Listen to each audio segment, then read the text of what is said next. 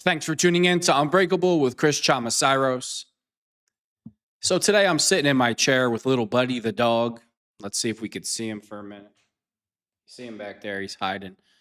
I'm sitting in my chair with little Buddy, and I'm really steaming, thinking about gas prices. Right now in my state, gas is $4.39 a gallon. And I just start thinking about Trump, and the steam is coming out of my ears. I can't even put it in words. How pissed off I am that I fell for the Trump con, what Trump has done to America and his base, and how we're all suffering for it. And it's just absolutely disgusting. Really is disgusting. It's disgusting on every level. The amount of money that Trump and his family are making right now, while we are all suffering at the pump because Trump wanted to put Israel before America, and they're making billions upon billions of dollars.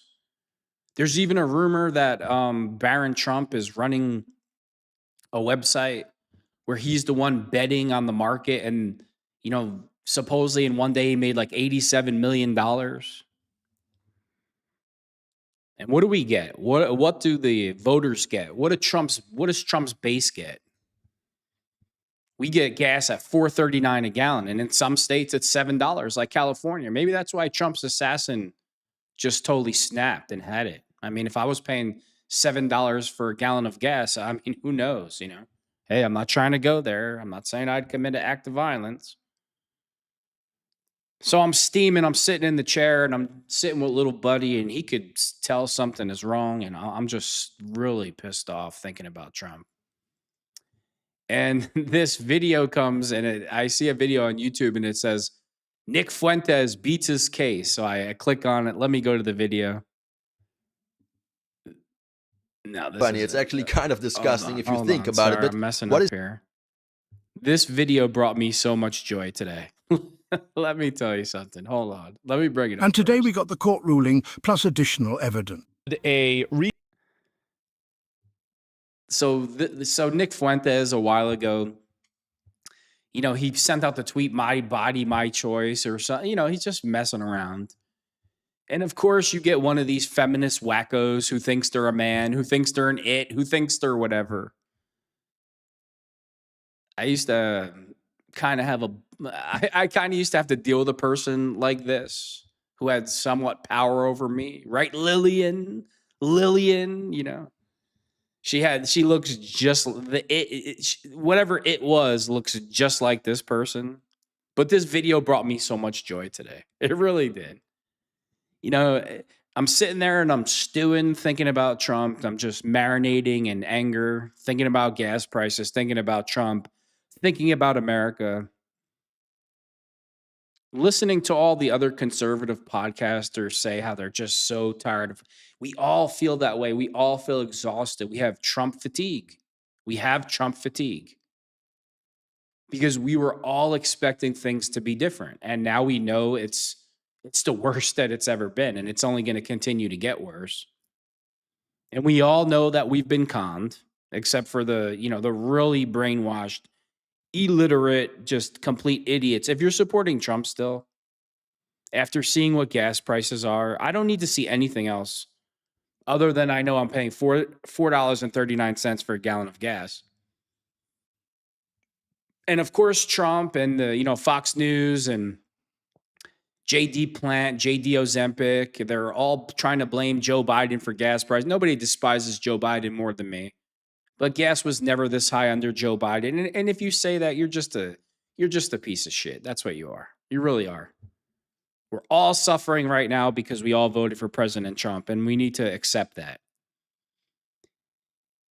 And the way I feel about it, it's not just exhaustion. I mean, I don't want to compare it to being kicked in the balls because it's really not that type of feeling.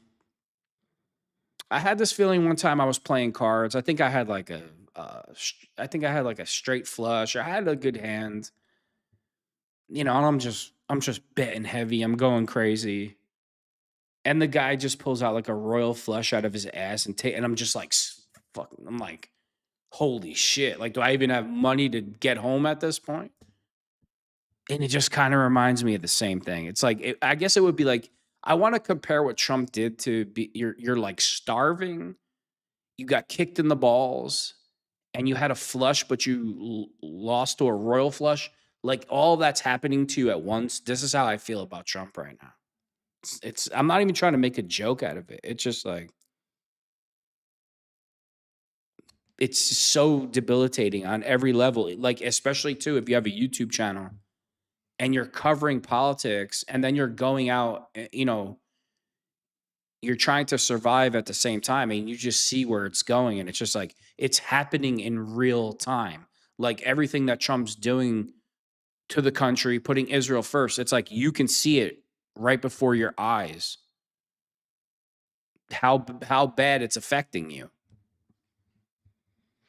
So, let me move on because I've been going on for a while about that. But, Nick, he comes out with this video. So the lady, this whatever this thing is, she thinks she's going to be cute. It thinks it's going to be cute. And she rings Nick's bell. I watched this video.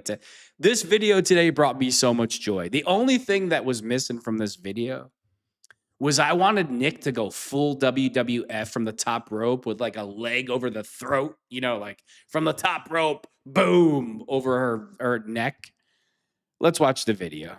Retard come to his house, and this is what happened. For context, a stalker was harassing Nick Fuentes last year and posted this infamous video. The same stalker sued Fuentes for assault, and today we got the court ruling plus additional evidence. You know what? Let me see. Hold on.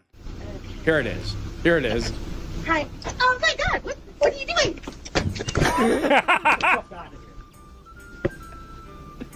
Oh, it cracks me up every time. Get the fuck out of here.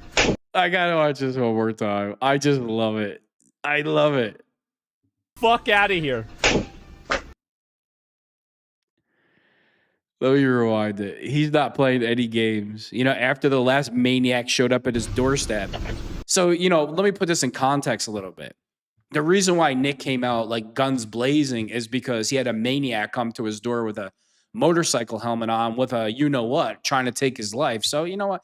And you know what kills me about this? You know what kills me about this entire situation? Of course he lives in a blue state. Blue states are the worst. The prosecutor who put this charge on him knows that the last person tried to take his life. This piece of garbage shows up at his door. But yet the prosecutor still wants to charge him with battery. And this thing is not there with good intentions at all. So it's like these prosecutors and these judges, they all want you to be victims. They all want you to be victims, and then they're okay with your behavior. He should have never been charged to begin with. It's absolutely fucking ridiculous. And I'm sick of it. And I'm totally sick of it.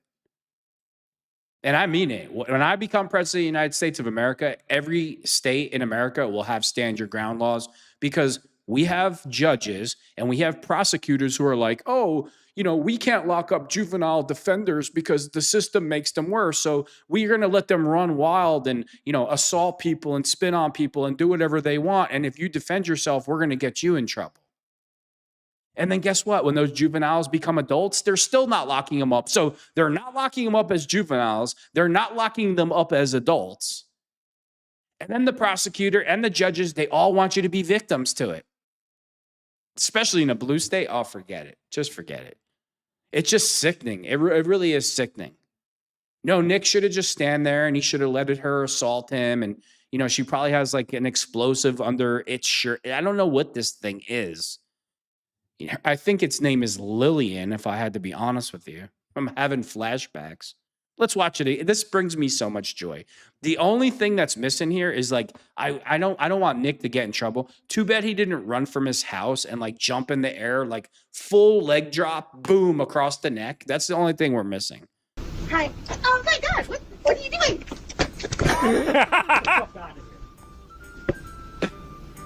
I could watch her go flying all day. I was really having a terrible day until I watched this video. I love it. I love it. I love it. And the good news is the charges have been dropped. Get the fuck out of here. Yeah, you see, and this is what amazes me about these shitheads too, right? They go places, they start trouble with everybody. It goes on around here too. They got no respect for anybody. They start with people, and then it doesn't go their way, and then they want to sue people and press charges.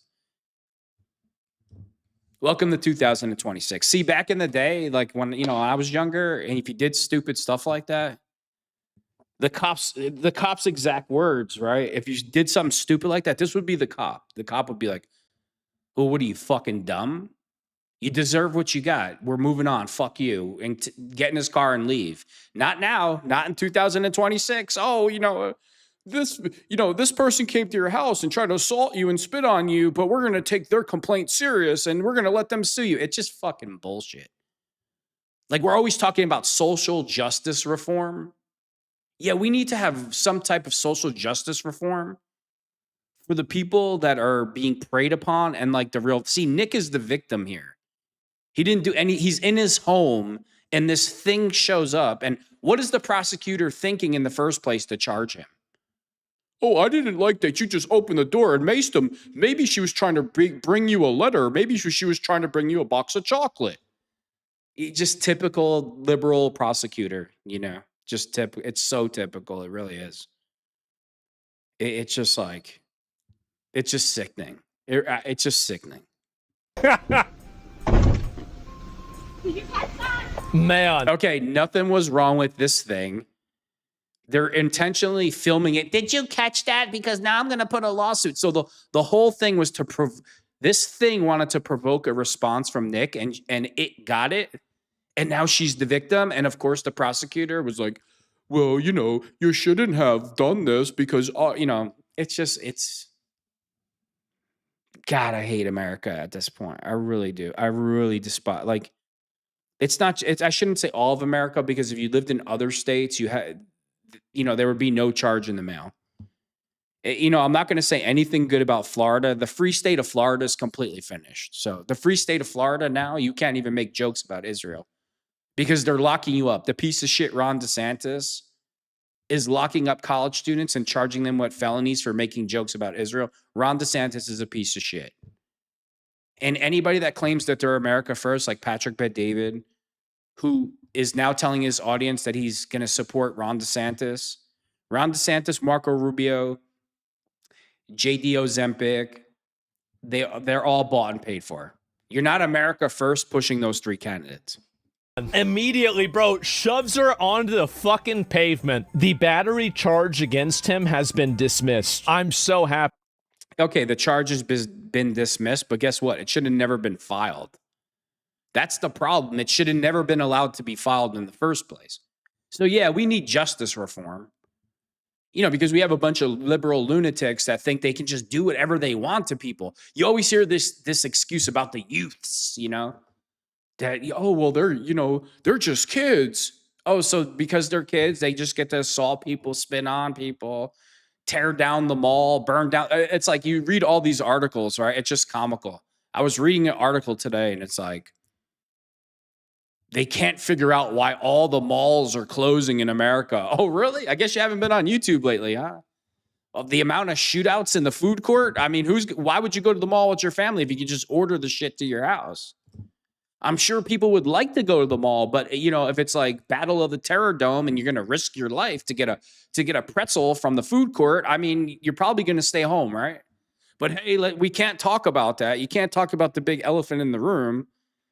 And then the prosecutors that get involved with that, they're like, he's just a kid. We can't lock him up. The justice system will make him worse. And then he gets to be an adult and they still don't lock him up. And it's just like, and then let's say, for instance, you have an individual that doesn't want to be a victim to this type of shit. You'll get charged, just like Nick was charged. I'm familiar with it. Trust me. I'm not going to go around, start fights with anybody. I'm never going to assault somebody because somebody flipped me off or called me a bad word. I don't care. You could say from a distance, you could say whatever you want. I don't care. But certain behavior, I'm not going to be a victim to this type of shit. And I'm glad that Nick wasn't trying to become a victim either.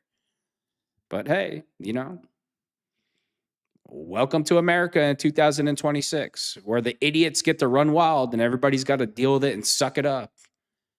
Don't go to your local mall. Don't go to your local Great Adventure. Don't go to your local theme park. Don't go to your local Taco Bell. There's plenty of places you can't go now because, uh, your life is in danger. And guess what? The prosecutor, they're not going to be there for you. So Alex Jones. Imagine being able to build an app with your name on it. Sorry about the just by commercial. thinking Give me a about it. second. Meet Base 44. You've been proven. Imagine being able to build anything. Here we go. Just by thinking about it. Meet Base 44, a complete AI creation. Because the So Nick Fuentes and Alex Jones just having an open, honest conversation about Trump and just oh man, I don't even want to say his fucking name.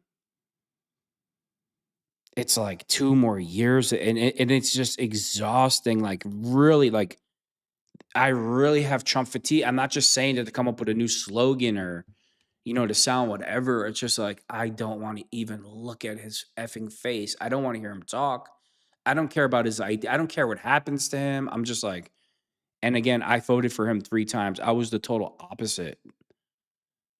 Like, I wanted to be like Trump's assistant and just like run roughshod on everybody. You know what I mean? Just like, we're bringing everybody. We're not playing games. We're taking over. We're going after everybody. And he just totally took a shit in all of our faces. And it's just like, every time I got to fill up my car and I look at the gas tank, I'm like, It's not about the money. It's about the principle of why it's at $4.30 a gallon. Our country should look like everybody talks about Dubai. Everybody talks about Rome. Everybody talks about all these other foreign countries. Every state in America should be the most beautiful state in the entire world. Our transit system, our roads, where you go to eat, it should be beautiful. It should be Rome. Every state should look like Rome. Gold Road, we should have it all. We should have the most beautiful infrastructure in the entire planet, where other countries say to themselves, all right, I want to go to Colorado. I want to go to Florida. I want to go to Connecticut. Like, we should be the main tourist attraction in the entire planet. And that's how we can bring in money and revenue to our country. But instead, what do Democrats and liberals? Well, first of all, let's talk about what Republicans do. Trump takes all the money and gives it to Israel and gives them aid and gives them whatever they want and brings us to endless wars. We pay for Israel's health care. We pay for their free college. We pay for their border wall. We don't even have a border wall. So that's what Republicans do with the money. They take care of Israel. And so do the Democrats. They take care of Israel too. But the problem is like, even if you build these beautiful things, Democrats and liberals will want to like tax anybody that lives there to death. They'll want the streets to be filled with criminals, so it'll just be destroyed anyway. I mean, how could you build beautiful things? How could you build the most beautiful transit system in the world and roads and this and that, but you won't lock up criminals who are like, totally out of control? So it's like, you got both sides that are just total piles of shit because we don't have adults running the country. It's just like, they're still talking about Ilhan Omar and Tampon Timmy, the pedo walls. They stole $9 billion and they still haven't been arrested yet. We're talking about $9 billion. No arrests made. You get, when you're like a regular shoplifter, your charges, like if you steal over a certain amount of money, it gets upgraded to like felonies and whatever. You could pretty much add up every shoplifter in the history of America, add up the total of what they stole, and it still wouldn't come to $9 billion. And somehow, some way, that cockroach, Ilhan Omar, is not indicted and arrested and sent to prison. Because I know for a fact, if I'm the president of the United States and I don't see her being arrested, I would drive you effing out of your mind, because I'd be like, let me explain this to you. I am not moving on to the next topic or doing anything until she's in handcuffs, until she's prosecuted. So if I have to sit here for however long it takes for you to do your effing job, that's what I'm going to do. So until that's done, I have nothing to say to you. You're going to have to get back to me. I'm just so tired of the bullshit, man. They stole $9 billion and there's no arrest. I mean, you know, they're arresting the middle. They're arresting the middle people and they're arresting the you know, the lower level people. But we all know Tampon Timmy was behind it. We all know Ilhan Omar's behind it. I don't give a shit who she's hooked up with politically. First of all, if you're not born on American soil, that's another thing too, why I'm on the topic. If you're not born on American soil, you shouldn't be allowed to serve Congress, Senate, president, nothing. You're going to tell me that all these people that are foreign born have America's best interest? You want to tell me that's what the forefathers envisioned? No, they didn't. No, they didn't.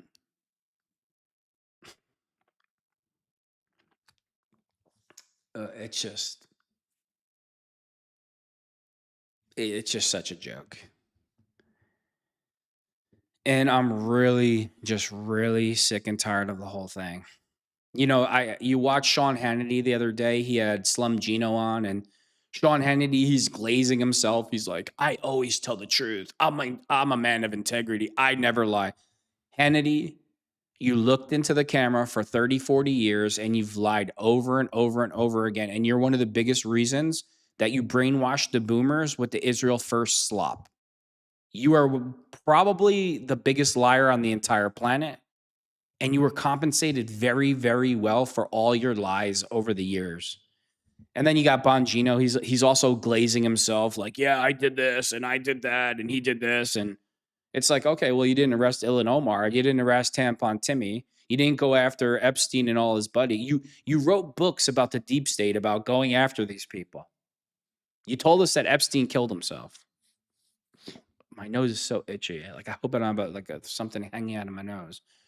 But anyway, it's like they had a total like glaze fest on the Sean Hannity. Now he's doing his own podcast because he's like, nobody's watching Fox News anymore. We can't figure out why nobody's watching the corporate media. It's like, you know why? Because the cat's out of the bag. So Sean Hannity thinks like, oh, we'll just make a new room at Fox News and I'll try to make this look like I'm in my basement hanging out and we'll have the Sean Hannity podcast. And now that's going to make viewers watch us more because now we're a podcast and we're not really at Fox News. It's like they really just think you're stupid. They really do. Listening to Bongino and him, like I watched the whole show. Hannity, you just look so comfortable lying. You really do. You look like you got like this. I believe like Tucker and Hannity, they literally go home, they like unzip the costume off their body and like their reptilian species comes out. Because Hannity, he just looks so comfortable on the show, right? He's just so comfortable lying and lying. It's just like he is a 30, 40 years of nonstop lying. The Israel first stuff.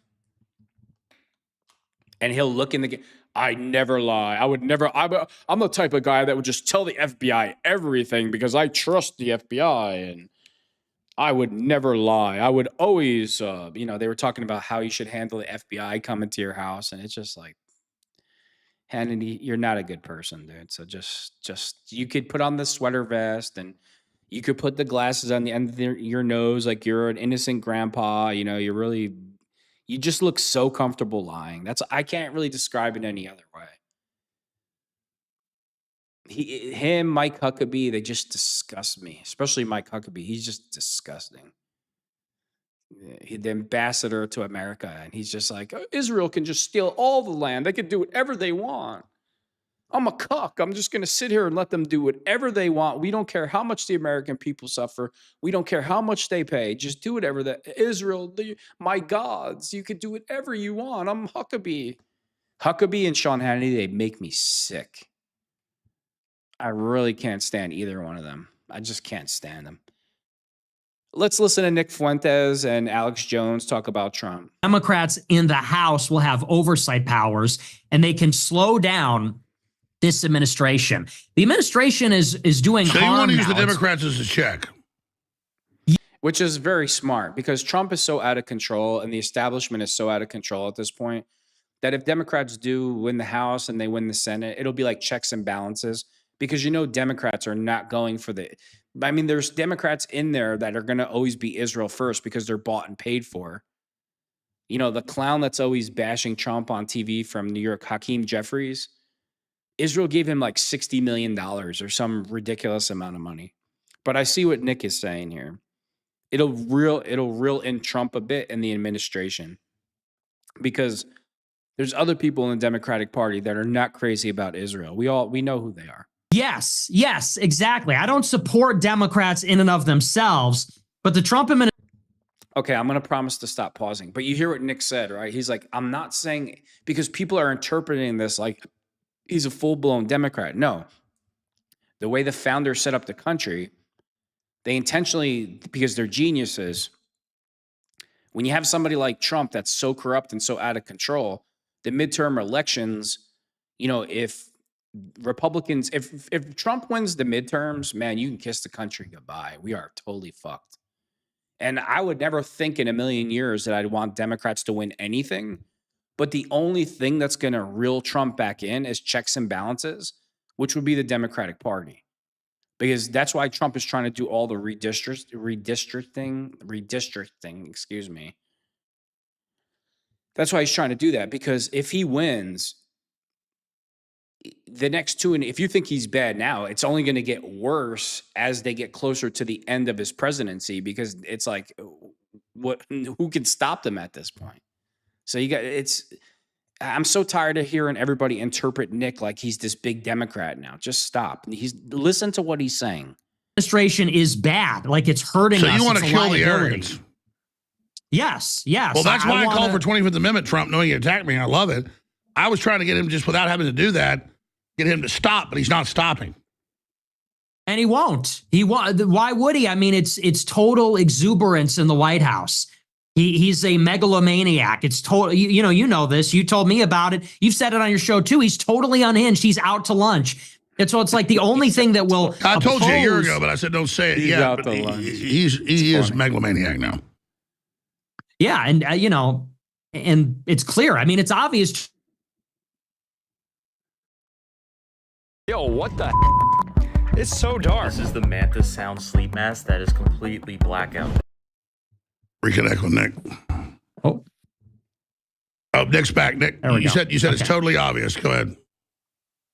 Yeah, I said it's totally obvious, comparing himself to Jesus Christ, his comments on Easter, all these things. Like, it's very clear that he's got some problems here. And so in any case, I think that the only way that we can exert any kind of pressure on him is really from the Democrats. Get them in there to oppose the administration. And then in 2028, this is the real play. We need to find and get behind an America First Republican to win in the primary. Because I think that the last thing that we need is a coronation of J.D. Vance. I know you feel differently than I do about No, let's him. talk about that. I mean, I get what you're saying. If we lose the midterms, we have a shot at winning the general election. That's just basic political science. But they're going to go for stacking the Supreme Court, cramming it, ending the filibusters. That's why I'm so concerned. But I get your logic that it's how it works. The party in power then loses power. So if they win the House and Senate, then we win the next guy. But you're right. Look, I don't think J.D. Vance is a bad guy. I don't think he's like a Manchurian candidate. But I get your... Alex, I noticed lately you've been saying some pretty... I don't know. Lately, I've been noticing that you've been saying some of these Israel firsters like J.D. Vance, because J.D. Vance is a terrible, horrible human being. I mean, Peter Thiel, his boss, his master, his owner, is the worst human being on earth. He was Epstein's right-hand man. So I'm a little bit confused by Alex Jones when he says some things like, oh, J.D. Vance isn't that bad. It wouldn't be bad if he won. Like, you're on here to talk to Nick about the Israel First problems and issues, and then you say something like, oh, J.D. Vance is not that bad. J.D. Vance is going to be worse than Trump. Like, what are you talking about? Points, serious concerns, whatever. Fine, then who would be... We'll talk about the larger issue of this process of in it, power, out of power, and then who would be the American First person? Who would be our dark horse? Who would be our savior? Well, like I said... Don't worry, Alex. I know a guy.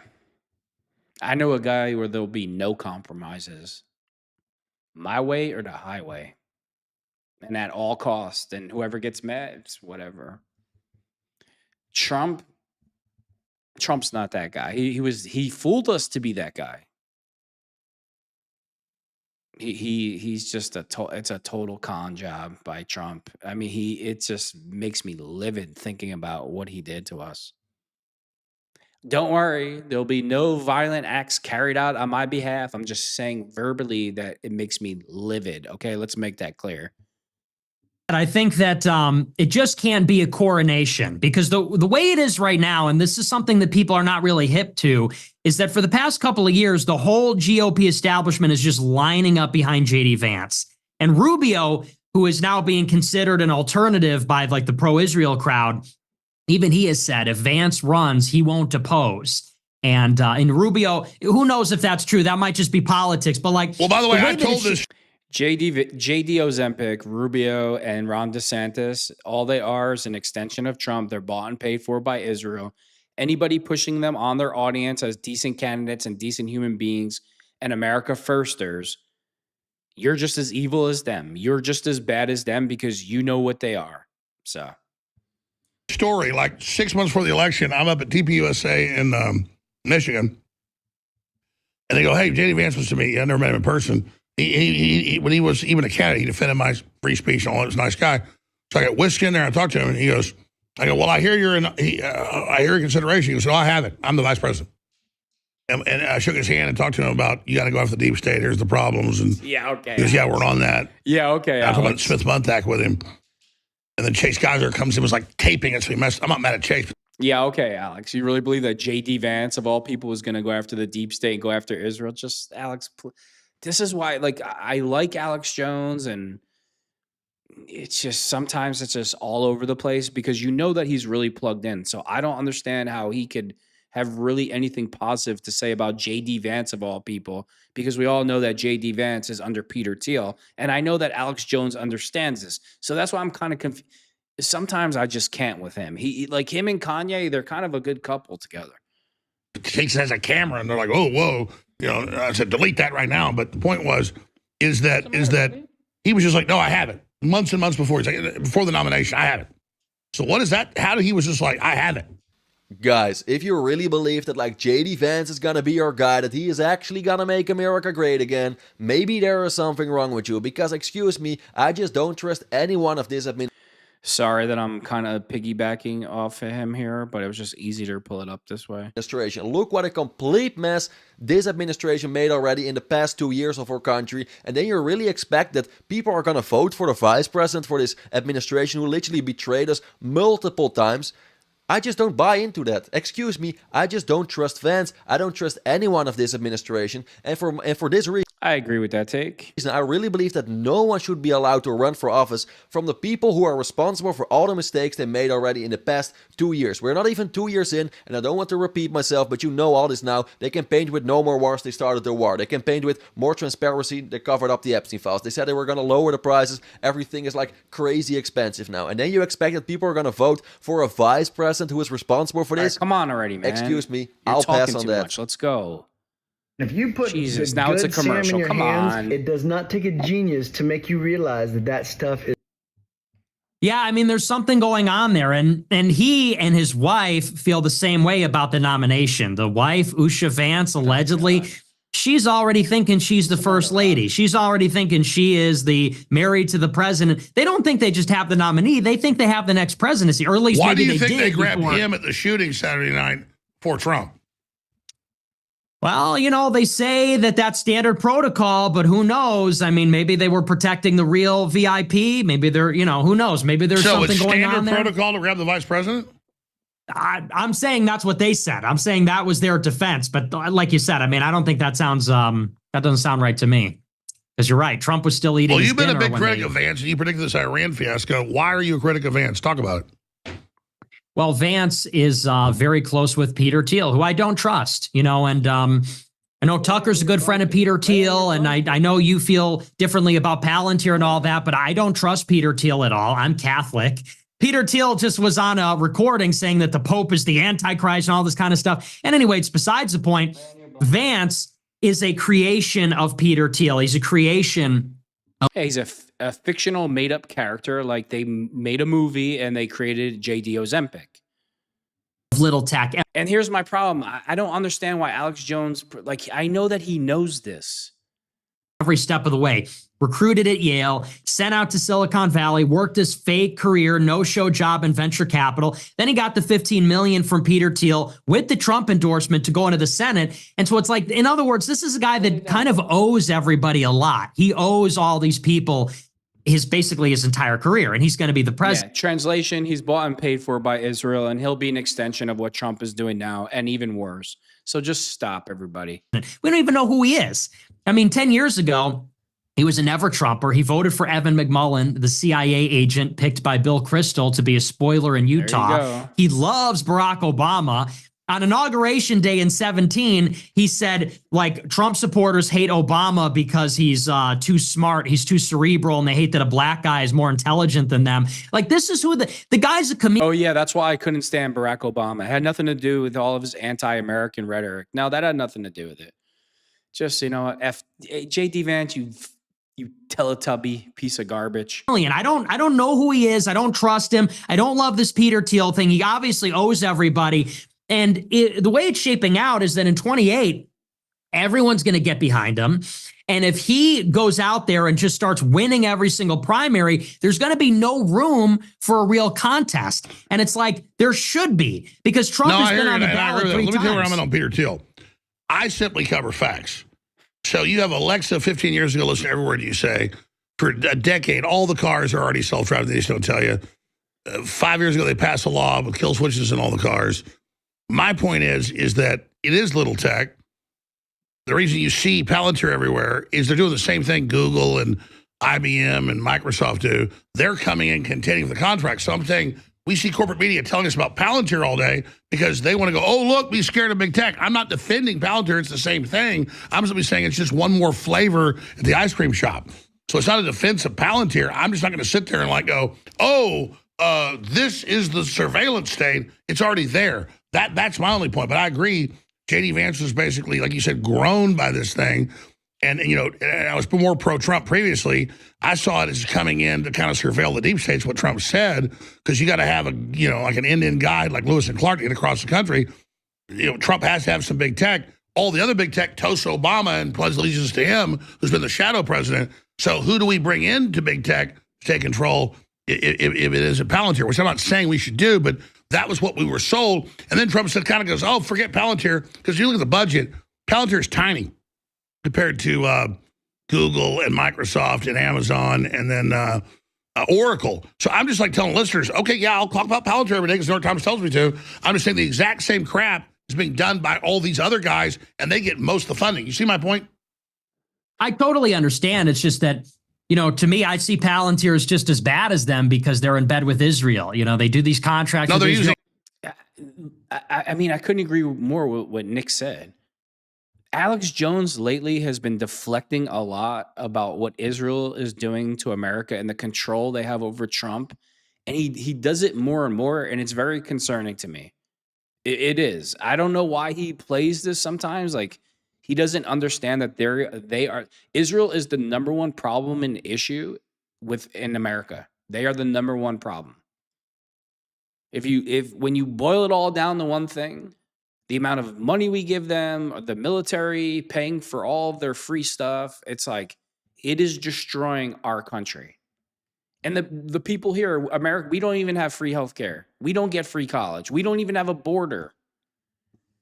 And I feel like Alex Jones sometimes he deflects a lot from that for some reason, and I don't like it. AI to kill people. Yeah, and it's run by Alex Karp, who's a freak. I mean, Alex Karp is a freak who hates us. He thinks that Christian nationalists are going to kill him for being Jewish.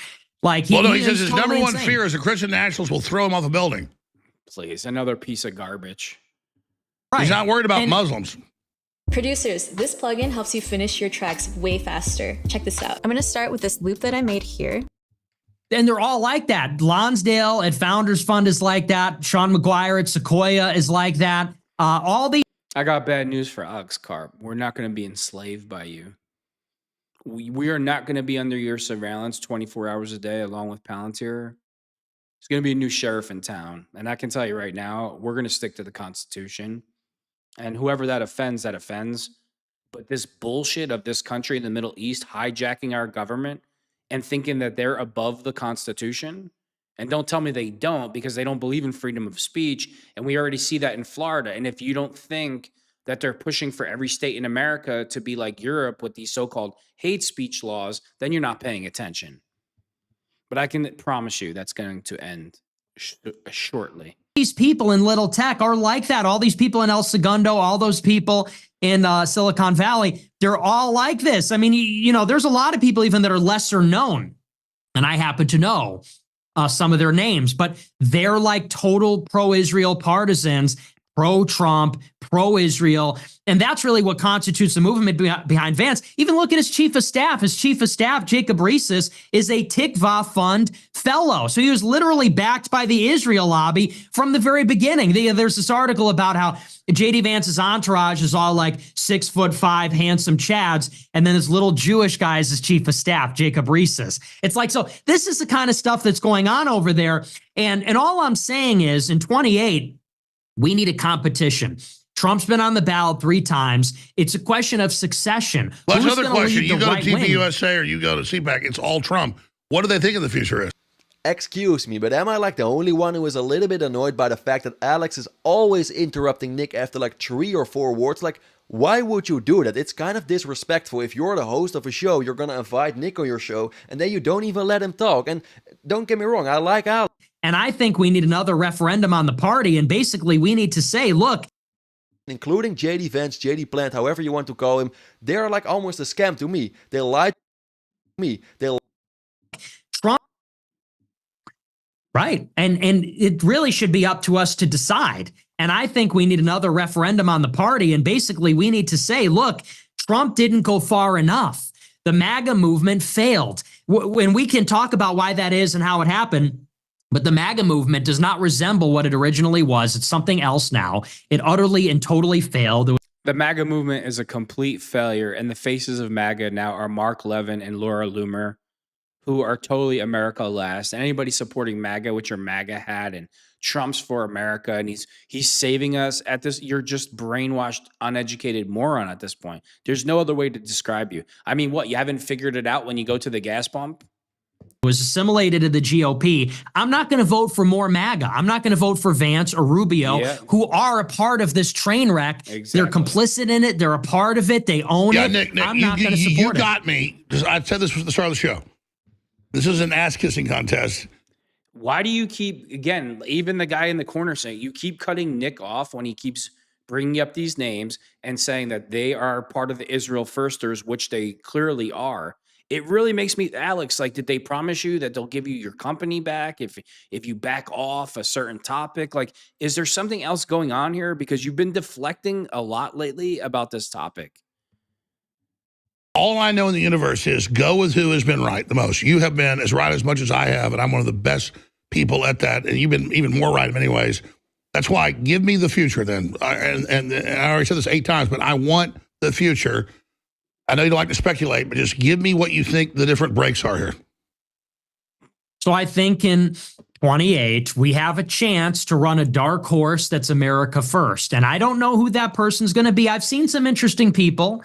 I don't want to say necessarily, because if I say them, it might hurt them, you know. Well, Nick, I hope you find me very, very interesting, because I'll get on a lie detector test. I'll let you scan me. I'm not playing games. I'll make Trump look like an altar boy. Literally, I'll make him look like an altar boy, and I will mock him every chance I get for him backing down to Israel, to Benjamin Netanyahu for shitting on his base. I'll destroy him. And I'll destroy Vance, and I'll destroy Rubio, and I'll destroy DeSantis, and any debate, I will destroy any of them. I mean, you don't even have to be like a 18-year scholar from Harvard to destroy them in debates. I mean, it's just easy wins across the board with all 3 of them. If I say, oh, I like this guy, then they're going to say, oh, meet the Groyper candidate that's going to run for, they're going to do that. But, there's some people that I've seen and I've noticed, some young people that bring some energy to the table. I can tell you this, because I have off-record meetings, which is not bad to do with the top people, and they are really concerned about you. Well, I'm not going to run. I have some meetings off record, and they're really like, dude, like, what side are you on? Like, I'm not. What Tucker Carlson does, I really believe that Alex Jones does. Like that wishy.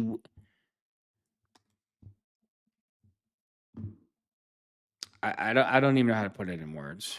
I'm not old enough. But no, I mean, they're concerned about your influence. Which why we don't want the Southern Poverty Law Center to get you killed.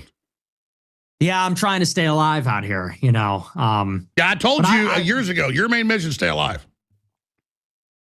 Well, that unlike Trump, who likes to have Kash Patel, you know, pretty much Paul Blart as a security. My security is going to be, I'm rolling with Army Recon everywhere. So, I mean, Trump's just a total idiot. He's really just not a very bright individual. See, Netanyahu needs to feel the presence of the American military every time he comes to a meeting. And it's going to be such a glorious day, I promise you. He's really going to understand what he's dealing with on the first, in the first 5 minutes of our chat. When I'm surrounded by my new security team. It's going to be very interesting. It's a low bar, but it's difficult sometimes. Hey, if you're above ground, it's a good day. That's so true. I love that. It really is, isn't it? You have to look at it that way sometimes. As long as we're here and we're alive, right? Even if we've lost other things, that's what counts. But back to my question. So, I'm the edema building up in your lower legs, and most compression socks can't even touch me. Let me. Oh, that's incredible. So, back to what you think is going to happen? So, I think that in 28, we got a shot. We got a window here where we can have another referendum on all this. And we need an outsider to come in and run. Now, I don't know that a candidate like that is going to win. Maybe we could get the vice presidency. No, we're winning. And I don't want to be vice president. I want to be president. I want to run this thing. I'm not taking orders. I'm giving them. So we're going to win. We're going to win. That person can go all the way and win. But I really think we need to be open-minded. A lot of people are trying to say, well, who's it going to be? Who's going to run? Who are we going to get behind that's going to win? It's like in 2016, nobody knew it was going to be Trump. In May of 2015, when that primary started, Jeb Bush was the front runner at like 15%. And people said, oh, Rubio's interesting. Cruz is interesting. That was the field. That was the triumvirate in May of 2015. It was Bush, Cruz, and Rubio. Nobody knew that Bush, Cruz, and Rubio, all America lasters. Like, I don't know how anybody could be excited about Bush of all people, Rubio, and Cruz. It's just like, dude, really? Like, the brainwashing that goes on from our news stations to our citizens is just like, here, what are your qualifications? My qualifications are, you know, working a 40 to 60 hour work week and still not being able to take care. That's my qualifications. Just like pretty much 80% of the American population that lives here, and it needs to stop and it needs to change. And we all deserve free healthcare and we all deserve free college. And I'm not a socialist and I'm not a Democrat. We're already being taxed to death, and the money that you pay in taxes, that should be part of your what you're paying in taxes. And just those two things alone, you should be able to win the presidency. The problem is that people are going to think you're full of shit. And that's where all this AI intelligence comes in. I'm like, you think I'm full of shit? Scan me. They have these scans where they scan you, and it gives you the probability of you telling the truth. And I'll redline at 99.9% telling the truth. The asteroid called Donald Trump was going to crash into Earth and change everything forever and define our lives. That's why I was so excited about Trump, a populist. Like, I really believed that he was standing on something similar to what I would stand on. And he just totally took a shit in our faces, and it's over. And he's a year and 3 months. It's just over, man. It's going to be a long, long 2 years. And gas prices aren't coming down anytime soon. Lives for a decade. And I feel similarly about 2028. Let's not go all in on somebody that we know is not really going to be the guy. Let's open up a space and create the appetite. Let's put the call out and say, we need someone in 28 that's an outsider. We need a leader. We need a Caesar. We need someone that's going to come in and truly put America first, without little tech, big tech, without Israel, without the compromises. we have to choose to believe, because otherwise, I'm going to tell you what, if Vance gets the nomination, I don't think he has a good chance. Vance is not winning. And the parasitic relationship between Israel and America needs to end on day one. And it needs to be talked about during the campaign. And however people interpret it, that's fine. It doesn't matter. In America, again, I have a broken tendon in my finger. I don't have health insurance. I said I made too much money last year. I didn't even make a lot of money. Half the people here in America don't even have health care, but we're paying for Israel, the entire country, to have health care. We're paying for them to go to college for free. We're paying for them to have children. We're paying for their border wall, We're paying for their Iron Dome. Billions upon billions in aid every year to a country the size of New Jersey, who has a foreign lobby that they're, in charge of, that corrupts both sides of the aisle. And we need literally to grab control of the steering wheel again of our country and get whatever. It's like, we need to get this off of us. And that's why we elected Trump. And you know what Trump did? He folded on day one. It's just sickening, man. This is going to be the least popular administration in modern history. It's already a disaster. It's only going to get worse. Well, yeah, that's why we've seen Vance trying to distance himself from Trump. So exactly. So I'm going to put a headline on this last clip here. Nick Fuentes calls for a dark horse messiah to save America. Or Nick Fuentes calls for a dark horse Republican to save America. What's the headline here? That's the headline.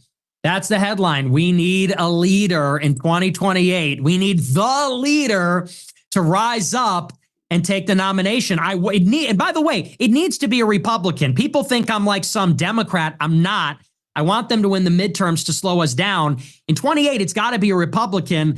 A Democrat's going to kill us, like literally. So there's your headline. Nick Fuentes calls for a Republican victory in 2028.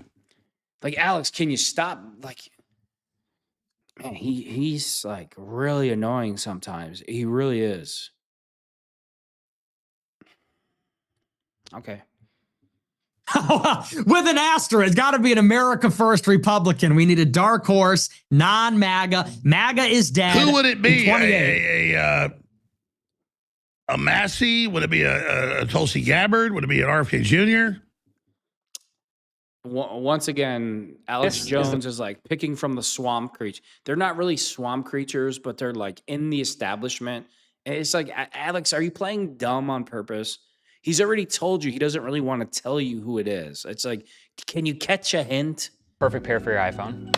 Fucking and it replaces God 3 almighty, different chargers. man. So when I travel, I don't pack. It's MAGA is dead. Who would it be? A Massey? Would it be a Tulsi Gabbard? Would it be an RFK Jr.? None of them have the charisma or the leadership ability to garner 100 million votes from the American populace. They just don't. So that's a really good question, and probably no one has a real answer for that. But I hear many people. All right, don't pay attention to this guy. I have an answer for it, but whatever. The person in office now, is it almost are just like controlled by some other people? He's still going. But it's like every time the same story. You think, would you vote for Donald's, who is a shoo-in? No. If it wasn't stage. Very, very curious. It's not anybody that you would think of. It's, because consider there's precedent for this. In 2020, Andrew Yang he's a low millionaire from New York, and he got on the debate stage. This is a precedent. In 2024, Vivek Ramaswamy ran for, and he's an unknown. He's a billionaire. He might have been the nominee if it wasn't for Trump. If Trump were not in the race, maybe Vivek would have been competitive. Not voting for Vivek either. So, I mean, is Vivek even born in America, or was like his parents were illegal? And it's just like,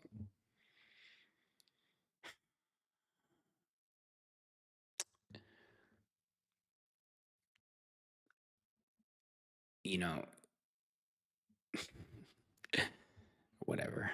I'll show you Julius Caesar. Now you got a guy like James Fishback in Florida, a total unknown entity, going in against Byron Donalds, who is a shoo-in. He went from 4% to 20%. It's not very masculine. doesn't really help the situation. I mean, what comes out of his mouth is, whatever. I'll give him points for being encourageable, but I don't know how he's gonna, when he has to go talk to Putin or he has to go talk to the leaders of Iran after Trump just shit in all their faces, and now you have to make amends, and they have to understand that they're dealing with a real man that's going to keep his word and his promises, unlike Trump and Netanyahu. I mean, Iran won't even meet with them now because it's a waste of time, because no matter what they say, meaning America, Trump, Kirshner, and that, they're lying. So it's just 23%, largely through social media, largely through virality on social media. No, it shows there's a big hunger rallies. for dark horses. I think the social media is empowering dark horses, unknowns, to step in and take advantage of this. And you'd be surprised if someone has the right skill set, they could really tap into something that's going on. My generational run, clavicular, all these things that have been going on, they're all gesturing towards something, pointing towards something greater. They're all anticipating something, prefiguring something bigger than all of this. I was about to say, what comes after Trump? It's got to be something that makes him look like a joke. I mean, what comes after Trump has to make him look like Barack Obama by comparison. It needs to be like serious balls, serious dictator energy. Like, we need someone that isn't playing around, because not to be, I'm kidding a little bit, but we do need to get serious.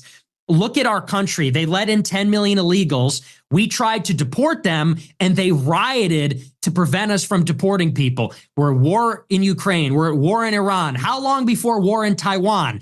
The debt's approaching 40 trillion. Like, we have real problems. No, I agree. Well, Tucker Carlson, who you're no fan of, the numbers show, Republicans told him, I agree. He said God would have to appear to him to run for president. He doesn't want. I think Nick internally right now is kind of getting mad. Tucker Carlson has no leadership abilities at all. He doesn't stand for anything. He's wishy-washy. He looked into the camera at Fox News for 30 plus years and lied and pushed the Israel slop down everybody's throat. He's only telling us the obvious now.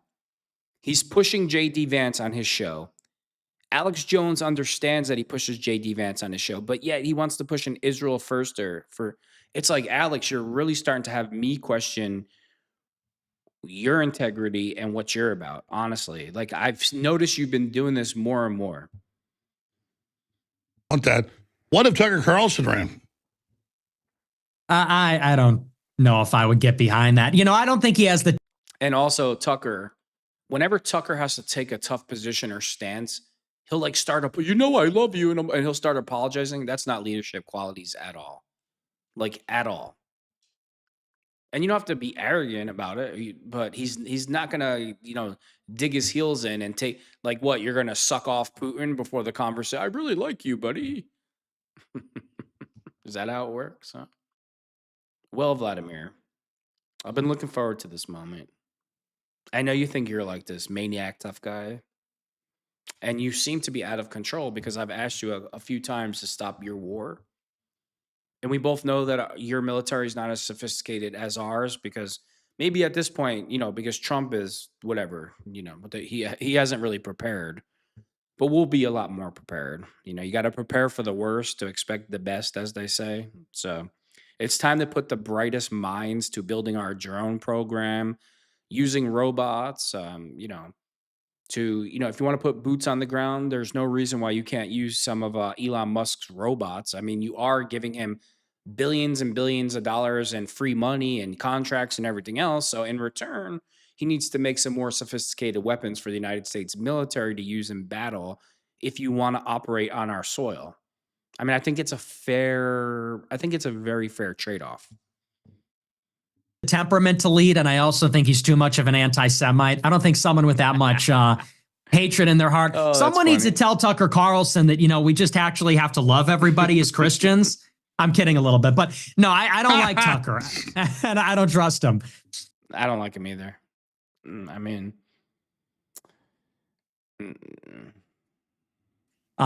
so I think he's full of it. And, he is kind of like, he did a thing at Turning Point USA, and these college kids were pressing him a little bit, and he like lost his mind. He was like angry. It's like, if you can't handle a couple of college kids asking about your net worth, how are you going to handle a campaign? I don't think that's going to work out. So, but he's been pretty good though. Lately, he's been pretty good, even though we have our differences. I don't he thinks know. I'm President gay. Tucker Carlson sounds pretty good. Nah. You know, Alex, I'm really, you know, I said all the frauds will be exposed in 2026. PBD is completely finished. I'm really starting to question Alex Jones because, you know, he claims to have all this insider information. He's sitting down with this one and meetings with that one. And he knows what Tucker's about. He knows, you know, Tucker Carlson's son works in J.D. Vance's office. He knows Tucker pushed the Israel First slop for 40 years. He knows Tucker can't be trusted. You know, Tucker's pushing J.D. Vance on his audience, but yet Alex Jones, of all people, I really question Alex Jones, like what he truly is and what he's about at this point. With Vice President Nick Fuentes. No, you be the vice president if it's him. That's your guy. Well, listen, Tucker, when nobody was defending me, or you were, but being censored, he did. I mean, I like Tucker. Yeah. I know you think he's a weasel or whatever. I really don't. Alex, it's, you know, your enemy doesn't always be confrontational with you. A lot of times your enemy wants to lull you to sleep, like lure you to sleep and make you think everything's okay. You know, the old stupid saying you see, you know, keep your friends close, but your enemies closer. It's the stupidest fucking saying, but whatever. But that's how I feel that Tucker operates. Because you just got to look at the things that come out of his mouth and the candidates that he pushes on his audience and who they're connected to. And you can kind of connect the dots yourself. And that's why I'm starting to connect the dots on you. And you're starting to really irritate me right now. I like the fact he's hot-headed. Like when you said something about his dad, he called him, you know, threatened to, you know, I mean, I like the hot-headedness. That's like, you know. Well, I did his show and then he started talking trash about me. I'm like, Tucker, I thought we were friends now. Like we had dinner. I thought we were cool. And then he starts saying I'm an Tucker, a hothead. Tucker demand respect from worldly leaders. Okay, Alex. Right. Anti-Semite everywhere. So I want to be his friend. He doesn't want, he thinks I'm gay. He's going around telling everybody that little gay kid that doesn't support JD Vance. It's like, bro, what's your wait, don't tell him about the threesome you and me and Tucker had in Vegas. I didn't think you were going to put that out there. That's I went straight to Rome from Vegas. And then JD Vance came in. And then Melania was there. That was crazy. That was a crazy night, huh? Me and Tucker had a little good time in that outhouse right there. That's a joke, folks. It's a joke. Hey, but seriously, I love how you told me like 3 weeks ago, I can't come on. I'm taking. Ever cross anybody's mind that Alex Jones is in the CIA? Did that ever cross anybody's mind? I mean, I don't know. Anybody that, I mention PBD all the time because first his show was pushing JD Ozempic. Then they were pushing Rubio. Last week they're pushing DeSantis. But guess what? All three candidates are the exact same cutout. They're all going to do the same exact thing. And Alex Jones, he knows this. He's plugged in. So I'm really, and Tucker, he's this. And who's Tucker pushing on his audience? JD Ozempic. Go figure. Vacation on burnout. And they claim you're over there plotting from. I don't care what your race is. I don't care who you sleep with, gay, straight, what. I don't care. Like, could care, give one shit less. If you're America first, I'm with you. If you even teeter on anything else, F you. Because I had it. There's no gray area at this point. You're either America first or you're with the same old bullshit, and I'm not with the same old bullshit. I've never been, ever. It's death in Rome. Yeah, with the Vatican we're all from Chicago, so we all know each other, right? Me, the Pope, and Obama. The truth is, I'm going to come clean. Me and Tucker and Obama had a threesome. Right, damn. Well, it's not really funny. I'd like to dude. see that. It's not really funny. Well, it was actually playing golf, whatever. But that's a joke, folks. I'd watch that too. I'm doing some viral stuff here. All right, it's really not funny. You're kind of just being annoying. All right, Nick. Thank you. Sorry about the technical difficulties. You've been proven right. It's amazing. How do people find your show? And all right, let me move on because he's kind of giving me a headache. I can only take so much of him. He's like the white Kanye, but whatever.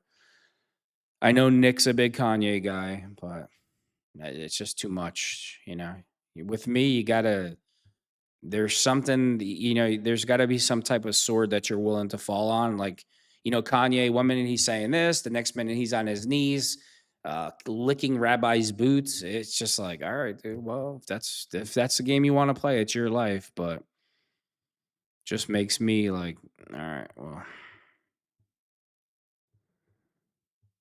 all right, hold on. I'm looking for so Jimmy Dore today, he was reporting that Trump is ready to pay Iran $25 billion to reopen the strait. You know, Trump, he's just amazing, isn't he? So, oh, here it is. So before I put on the video, for anybody that might be watching that didn't know, the Strait of Hormuz was international waters before. It was open to anybody. You can come and go as you please. Hey guys, peace. We're going to do whatever. But, you know, because Trump is fighting Israel's wars for them and letting Israel control him, Trump attacks Iran. Iran closes down the strait. It was never theirs. Now they're claiming it's ours. We own it. And we're going to charge ships $2 million a toll to come through here. And now they're empowered because they're like, hey, America is, and you know, they got real problems if we shut down this passageway.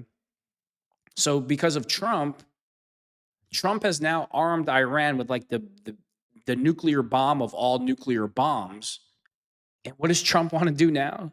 He wants to give Iran $25 billion to open it back up like how it was already open before Trump decided to attack Iran. He's just an idiot. And he was warned by every single advisor not to do this because this is what Iran would do, that they would close down the strait. And then he listened to his boss, Netanyahu, and did it anyway. And now he's pretending, oh, I got bad information. Netanyahu lied to me. Okay, Trump, whatever. No, what really happened was, you know, they're letting you, you know, Israel's letting you enrich yourselves, you know, building your hotels, your casinos, your AI centers, and, you know, in Gaza. You're enriching yourself along the way, and you see your poll numbers are at 20%. And now you're going to push this off on Israel. They lied to me, and you didn't know they were lying. It's just like Trump. Look, I don't even want to mention. I really don't even want to mention his name. It's over. So let's hear Jimmy Dore talk. This records conversations better than taking notes ever could. This is Pocket, an AI note taker that records conversations so you don't have to. I use it for meetings. The president, I was told, no longer trusts Israel. He now believes he was misled. Oh, boy. Trump no longer trusts Israel, right? Well, I wonder why, because you're polling at 20%, Trump. There's nothing you could do to fix this, man. Nothing. No kidding.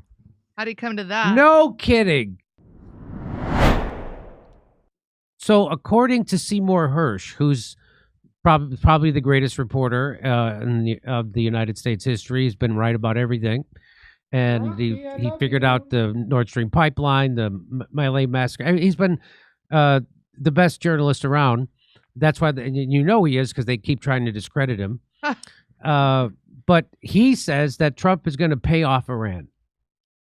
That's what he's saying. Spoiler alert, Trump is going to pay off Iran. This is what he's saying. Will Trump cut a deal with Iran? Despite reports to the contrary, some in the Israeli leadership believe the president is considering paying off the Iranian government to open the Strait of Hormuz. Wow, good news, America. Not only are we paying for the war, now we're paying for the apology for starting the war. It's the embodiment of that expression. They get you whether you're coming or going, as long as it's our money going either way. So here's what he has to say. I'll show you a little bit of. Yeah, that's another thing. Is Israel going to pay the $25 billion, Trump, since you did it for Israel? I'd make Israel pay for it. You're claiming that Israel gave you bad intelligence, correct, Trump? So why should the American taxpayer pay for it? If you're saying you don't trust Israel and they give you bad information, then go to Benjamin Netanyahu and be like, hey, listen, scumbag, you know, you lied to me. You're claiming that he lied, right? Tell that little shit, hey, listen, you're going to pay this $25 billion. We're not paying for it. The American taxpayers tax to death. Right, Trump? Or better yet, Trump, if you can't get Netanyahu to pay for it, all the billions of dollars that you and your family made during the course of this, you know, your presidency, you should pay. Of his article on his Substack, America's love affair with Israel has hit an astonishing bump because Trump, in a political panic over the economic fallout from the Iranian blockade of the Strait of Hormuz, is now talking to Iran, as an Israeli insider put it, about ending the current impasse in return for a payment from the United States of at least $25 billion and possibly much more. to the government of Tehran. In return, Iran would end its blockade and open the strait to all traffic, ending a crisis for Trump, the United States, and much of the world. Wow. It's like every step in American life is now a toll road. No easy pass on this one. Nope. So now, I mean, it's costing us at least $1 billion, probably $2 billion a day to do this war, to have all those aircraft carriers and what have you over there. I think we got 50-some thousand soldiers over there. What? It's costing at least a couple $1 billion a day. So he's like, hey, well, let's just do it. Let's just do it all in one fell swoop. I'll give you $25 billion. Isn't that amazing? He starts a war and then he has to pay them off to stop. There's more. One motive for Trump's extraordinary step, I was not told how or by whom Trump's offer was communicated, may be personal. So his motive may be personal. The president, I was told, no longer trusts Israel. He now believes he was misled. No kidding. How'd he come to that? No kidding.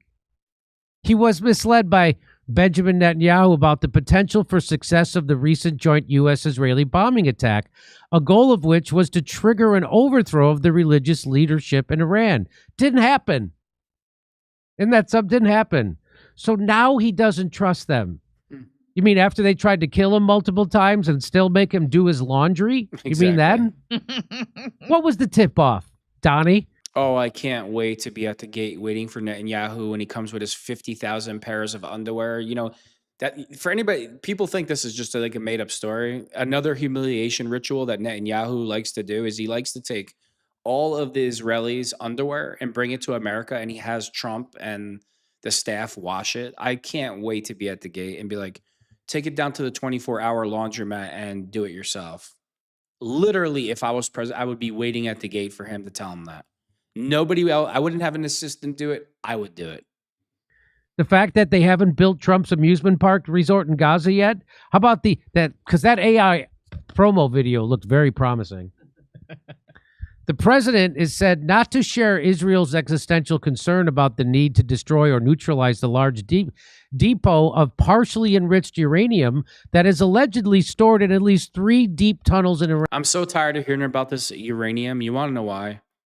Why should Israel have as many nuclear weapons as they want, not follow any of the rules, threaten all their neighbors, attack all their neighbors, but America thinks they have the right to tell Iran whether they can have nuclear weapons or not? Meanwhile, Iran is not the one attacking everybody. And if Iran doesn't have nuclear weapons, then Israel will bully them. So I don't blame Iran for telling America, you know what, get lost. And I don't believe for a second that Iran has any intention ever of using a nuclear weapon towards America. They already a fatwa. It was ordered by the head Muslim. I'm not familiar with their religion name, so excuse me, but it was ordered by their head clerk or whatever it's called, that they can't use it. And unlike the Western world, those words actually mean something where they respect what they're told, so they're not going to do it. And you know what? Iran has the right to defend itself against Israel also. And you wonder why Iran chants death to America. It's like America and Israel think they have the right to put the entire Middle East at in a weak spot where Israel can bully them anytime they want, steal their land, take their homes, murder their kids. And Iran must look at America like, okay, well, you're going to back them. You're going to try to weaken us to make them stronger. F you. And from that strategic standpoint, I don't blame them. Like, if I'm the president and one group was trying to attack me, and then they brought another group in, and the larger group was saying, even if I was, at a disadvantage, and they said, oh, get rid of your weapons or A, B, and C, I'd be like, well, I guess we're going to go down swinging then. I guess we're going to see then. I'll see you on the battlefield. Because I'm not going to hand my weapons over to be slaughtered. We're going to go down swinging. It's just sickening, man. Their arrogance is just it's just out of this world. Israel's arrogance is out of this world, and America backs their play. Iran, as a member of the world's nuclear club, may be an existential threat for the Israeli leadership, but not for the President of the United States. I love that he gets this inside info. I really love that he gets this inside info. I don't know. I don't know if this is 1D, 2D, 3. Is this 3D chess? But it looks like Trump wants revenge, even if he has to wait through countless lives of explosive to have it. Trump wants out, the Israeli insider told me. This is coming from inside the Israeli government. Trump wants out.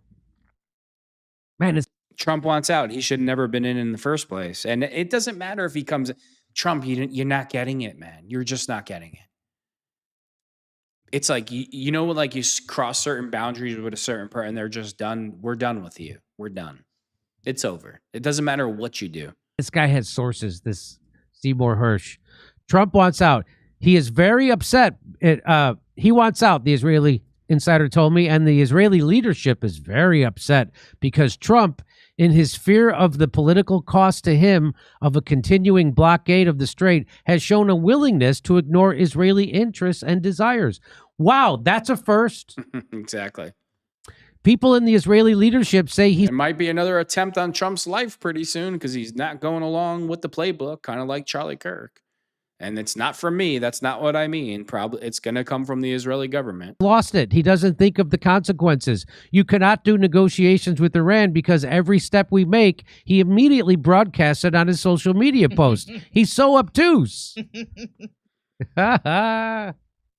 Exactly how obtuse do you have to be for an Israeli to think you're obtuse, right?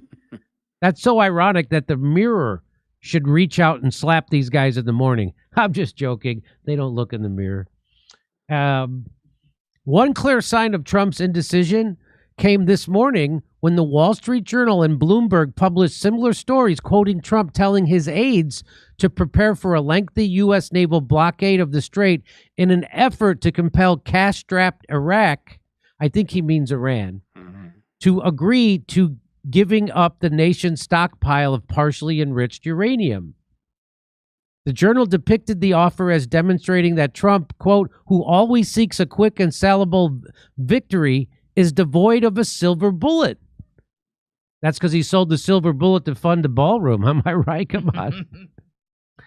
The Israeli insider told me that the reports accurately reflected the conflicting opinions inside the administration about how to resolve the crisis, given the widespread belief that the Iranian leadership, facing steep losses of income, will eventually have to give in to economic pressure. So that's Trump's big idea.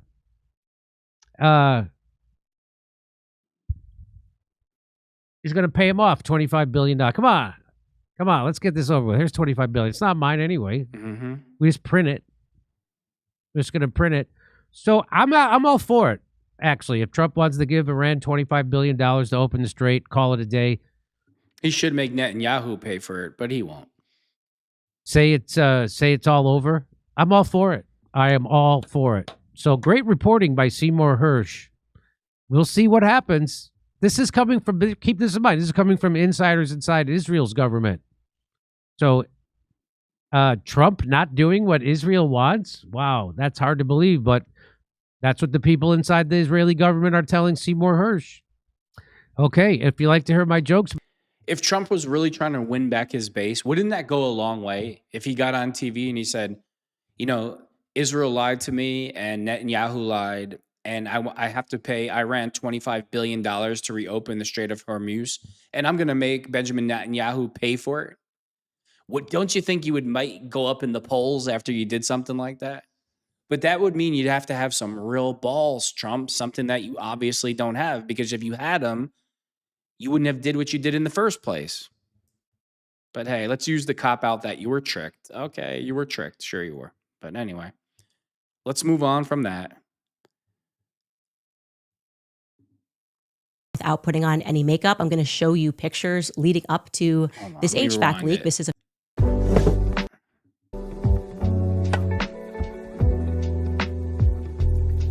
what did I miss? Well, so Candace Owens responds to Trump putting her. I don't know if it was just a picture.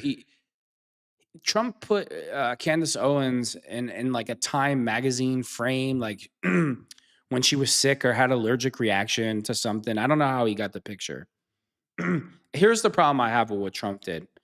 If it wasn't for Candace Owens, you don't get elected. right? Then your piece of shit assistant, Laura Loomer, a racist piece of garbage, is calling Candace ghetto and all this racist crap. And it's like calling her ghetto and ratchet and all, she's just being Rick, because Candace Owens, she's the furthest thing from ghetto or ratchet. If anything, she should be a role model to young women of color, the way she carries herself, a business owner, how she talks, how she acts.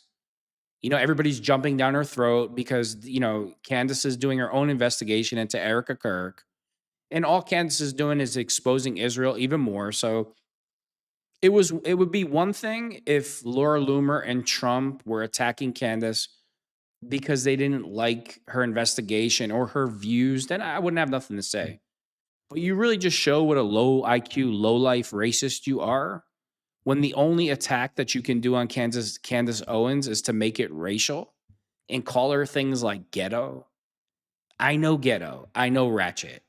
Candace Owens is the furthest thing from ghetto and ratchet. So Trump, just another scumbag move by Trump. Trump, you need to get your ugly dog on a leash. I shouldn't even call her a dog because I love dogs. Hey, Trump, you need to get Laura Loomer, the racist piece of garbage, on a leash. Maybe you should put her in a mental institution for starters. But, without Candace Owens, Trump doesn't win the election. So just typical Trump.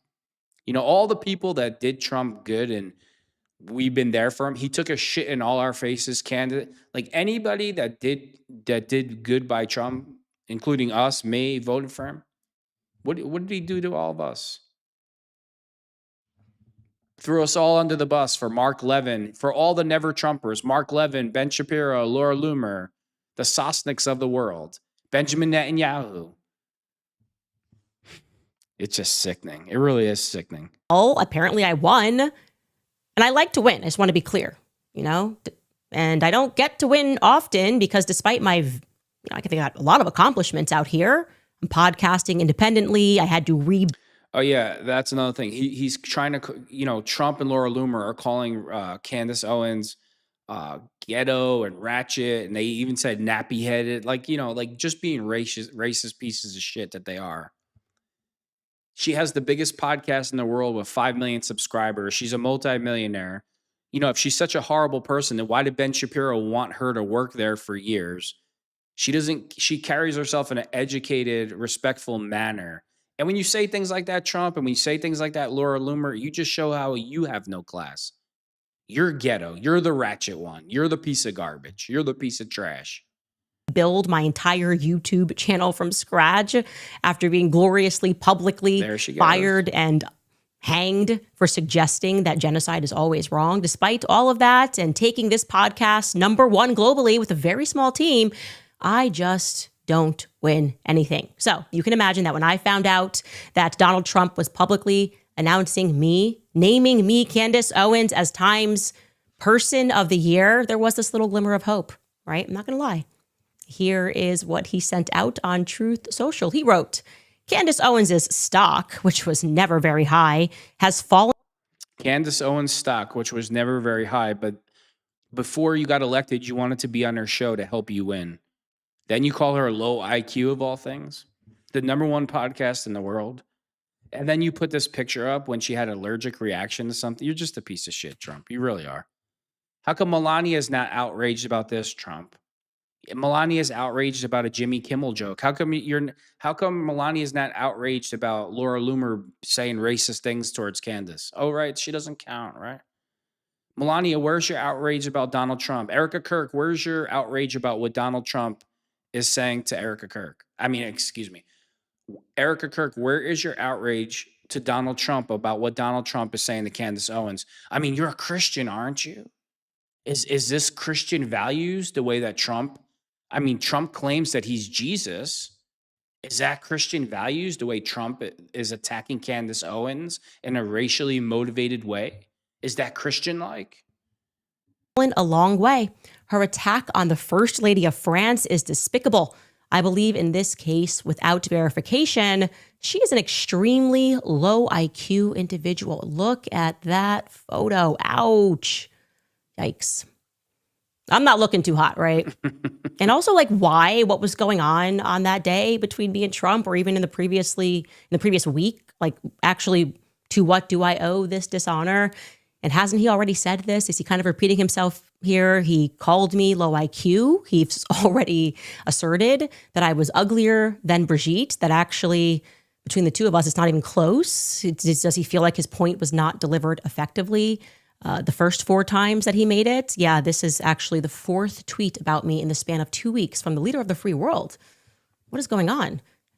Before we get to who demanded that the tweet be sent, it wasn't Trump, we should address the points that are made within it, because what actually was he trying to accomplish with it? What it actually was the administration trying to accomplish with that tweet, okay? Well, the first was a little bit of politicking, to be sure. By now, you are plenty aware that Washington, D.C. runs on blackmail and secrets, right? They send operators out to find your deepest, darkest, most humiliating secrets that you wouldn't want the public to know.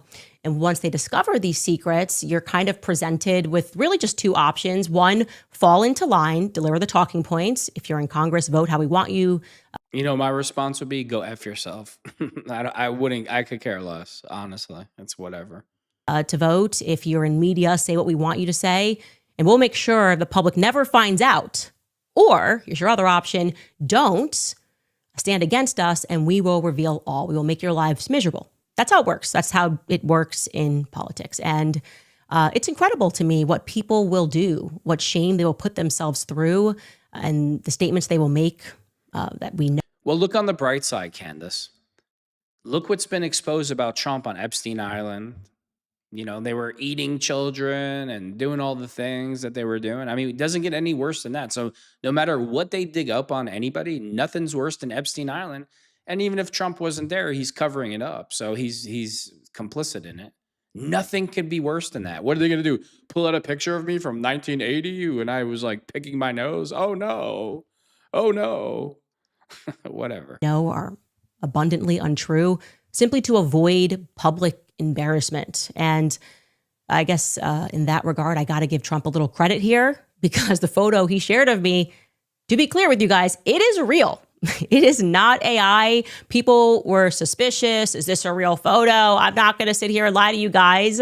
And you can imagine that was at least refreshing. After 4 days of his top advisor, Laura Loomer, sharing AI photos, illusory stories about drunken hit and runs, and fairy tales about secret trusts to hide money from the Macron, all in this like manic fit to try to land a hit on my rather boring life. You can imagine that there must have been some satisfaction when they stumbled upon some. All of it, they attack Candace Owens because she's against genocide in Gaza. She's against children being murdered and land being stolen and homes being stolen. And now Israel's doing it in Lebanon, and Candace is talking about that. So now they attack Candace in every which way, racially. I mean, it's just sickening. It really is. What did Candace do? What is she doing Charlie Kirk himself said, you know, always remain free by asking questions.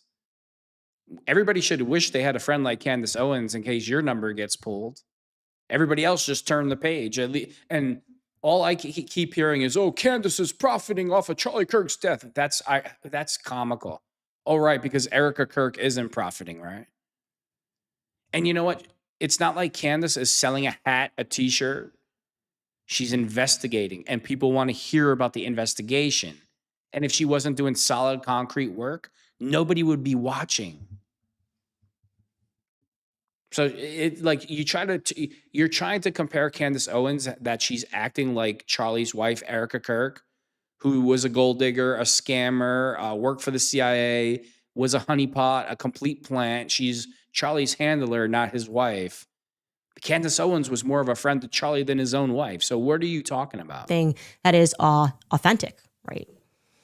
But you see, the only problem with people who are cartoonishly evil is that they also tend to be equally as dumb. Mm-hmm. So you can imagine how deflated they are going to feel to learn that the photo that they stumbled upon, my deepest, darkest secret, was actually at first shared by me, okay, on my Twitter account. This was not found by some journalist. So back in 2019, I shared that because I'm actually... Oh, I remember this photo. I saw it. I was like, why is she posting this? I remember when I saw that, and she had some type of allergic reaction or something.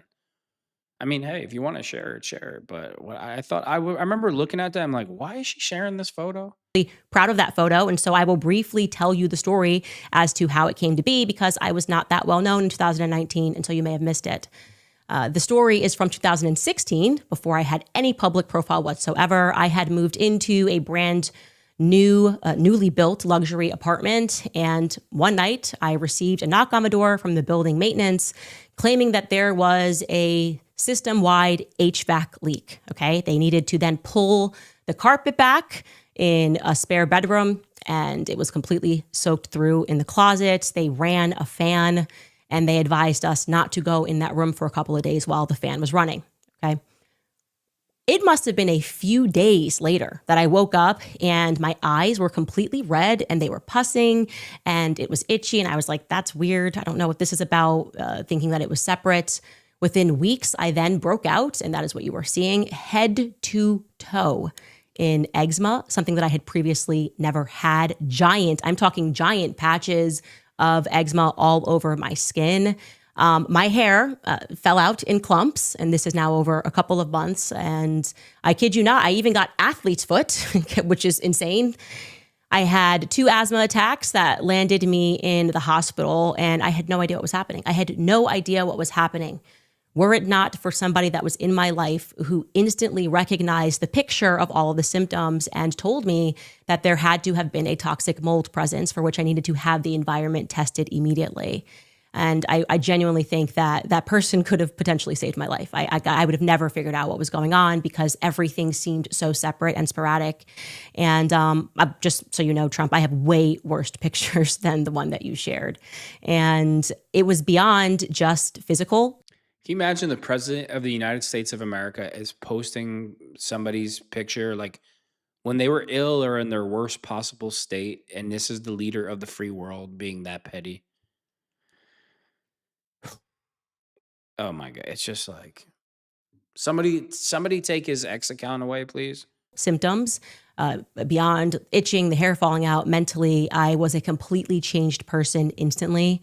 I was exhausted. I was sleeping up to 16 hours a day.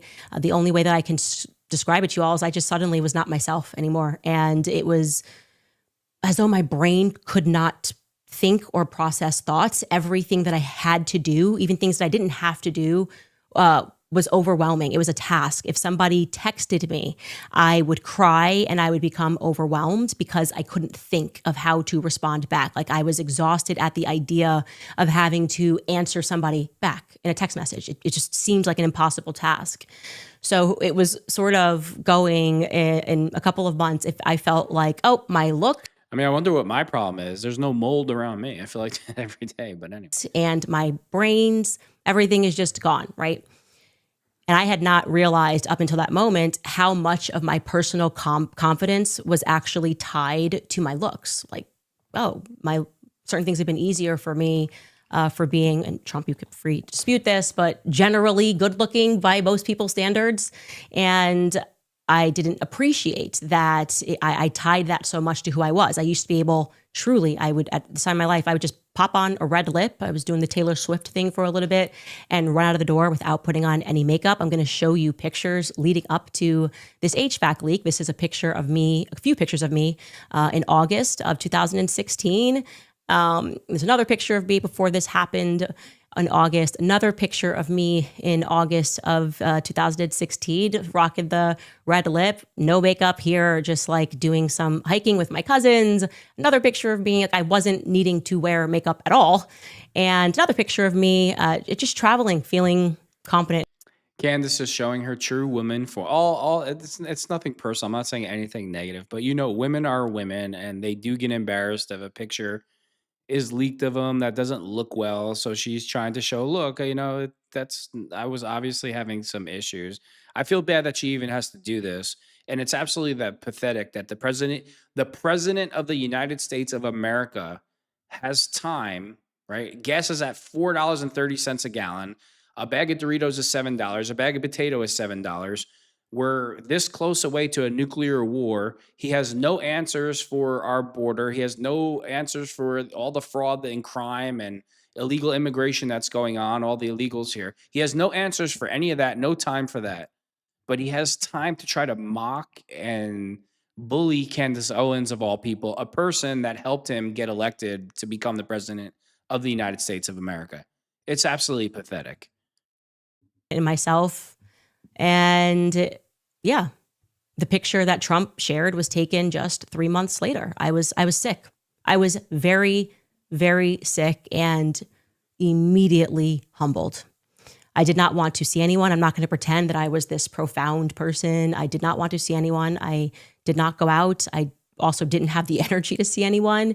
I only let my cousin Mia see me. You've heard me mention her on the show. She took care of me. It's not just a woman thing. I had to take medicine for some blood clots, and it tore me the F up. It made me look like, well, I don't know. It's just like my belly was swollen, my face was swollen. I didn't want to even look at it. It's like I totally get what she's saying. So for women, when stuff like that happens, it's a million times worse for them than men. But when she's saying this, I totally get why she's going here with it, because I've had that when I had to take certain medication for, I tore my calf and I got like a little clot, and they told me it went away, and then it almost killed me, and they gave me medicine, and the medicine like tore me the F up. I'm not going to get into the story, but women are totally different than men. So it really affects women more than it affects men. You hear about postpartum depression, like after they have babies, they think they're fat and all this other stuff. So, I mean, it's absolutely pathetic that the president of the United States of America is putting Candace in this position to explain this. And Trump, you're just showing what a piece of garbage you truly are. Me day in and day out.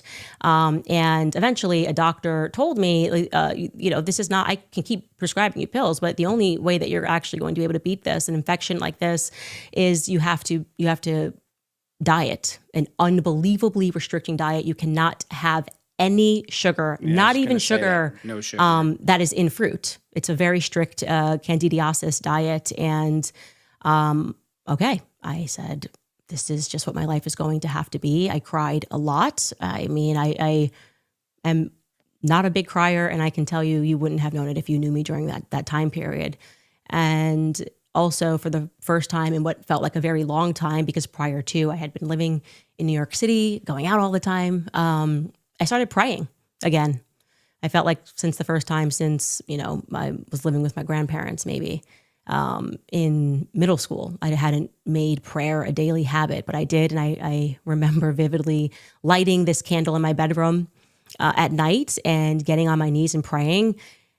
And I will say, I know it's not acceptable, but I was bargaining with God. I remember specifically saying, I don't even care about the looks. I just want my mind back. I just want to be able to think. Come on, Ken. You were feeling like Tom Cruise in Vanilla Sky? No big deal. We've all been there at a certain point. Please, God, put my face back to normal. Again, I just want to be able to write again. I want to be able to have energy again. I want to be Candace. I want to be Candace on the inside. And when it came down to it, I that's all I wanted. Not to look like myself, but to be healthy again. And I came away from that experience realizing that health is everything. Your health is everything. Your looks mean nothing in the scheme of things. I was happy to accept that was how I was going to look for the rest of my life. Anyway, the story ends well, actually. I moved out of that apartment, did that strict diet, did eventually have to chop my hair, but I did it in a cute little bob. Here's a picture here. With a lot of time, I would say probably maybe like 6 months, my skin fully cleared up, which was not something that I was expecting. And what followed that was I think it was August, almost a year exactly. And in August of 2019, I started for the first time my political YouTube channel, having no idea how successful it would be. And when it became successful, I really enjoyed the hindsight of that story. And of course, this is me inserting this, but I felt like God was giving me a little bit of a test before I had life in the limelight. Like I always think, what if I had instead prayed and said, oh, please, God, give me my good looks back. Take my mind, but give me my good looks back. Anyway, I for whatever it's worth, I entered the space of politics with a very real understanding of how fickle it all is. I felt completely that I was at God's mercy. I wanted to sort of keep my circle really small. As you guys know, my cousin Mia still works with me. She is the person who actually helped me upload my first video onto YouTube. She filmed me. If you can find that video on this channel. And as you know, she's still rolling with me today. She was the one I took with me to see Erica because of vibes. And so I feel like I went into politics just with the right attitude and not impressed by a lot of the things that other people were impressed by. You know, I knew the importance of family. And again, how quickly everything could be stripped away from you. All I wanted was my health. And I was just so grateful to be able to think again. So to Trump, there you go. To you directly, I guess it's important for you to know that you have no power over me and my life. I chose to share that picture. That's why you have it. That's why you could have somebody put that on an AI cover. I made a decision to share that with the public because it was the lowest moment of my life. And I do not want people digging through to find that and to try to embarrass me. I'm not embarrassed of it. I'm proud of who it made me into today. People get sick, okay? In fact, there are people who email us daily about their chronic illnesses and tell me how much this podcast helps them get through the day. People who are going through surgery, people who are going through cancer, and similarly are wearing bandanas and have no hair, who enjoy listening to this podcast. It gives them a laugh, and that's okay. Like, who cares what you look like? Okay, you have low moments, you get through them. And I will say that never, when I went through that, and to people who are sick and going through things, never could I have imagined that my lowest moment would one day become President Trump's lowest moment. Exactly. I mean, that's perfectly said. Candace's so-called lowest moment is Trump's lowest moment. The most powerful man in the world, in America. Our country is falling apart at the seams. And he's trying to bully and humiliate Candace Owens from a picture when she was ill. That's what he has time for. He has time for Israel. He's got time to make billions of dollars as we all suffer at the pumps. And he's got time to try to bully Candace Owens. And it's absolutely pathetic. So keep up the great work, Trump. You know, and remember again, if it wasn't for Candace Owens having Trump on her podcast, he probably doesn't win the presidency. So that's the thanks she gets. You're just pathetic. You really are pathetic. Did Laura Loomer promise you another BJ Trump if you go at Candace Owens? Probably. So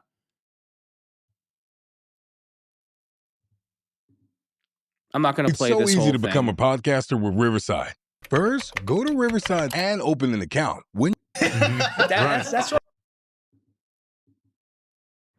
So Alex Jones's son, he's talking about Trump, the way that Trump stabbed his father in the back.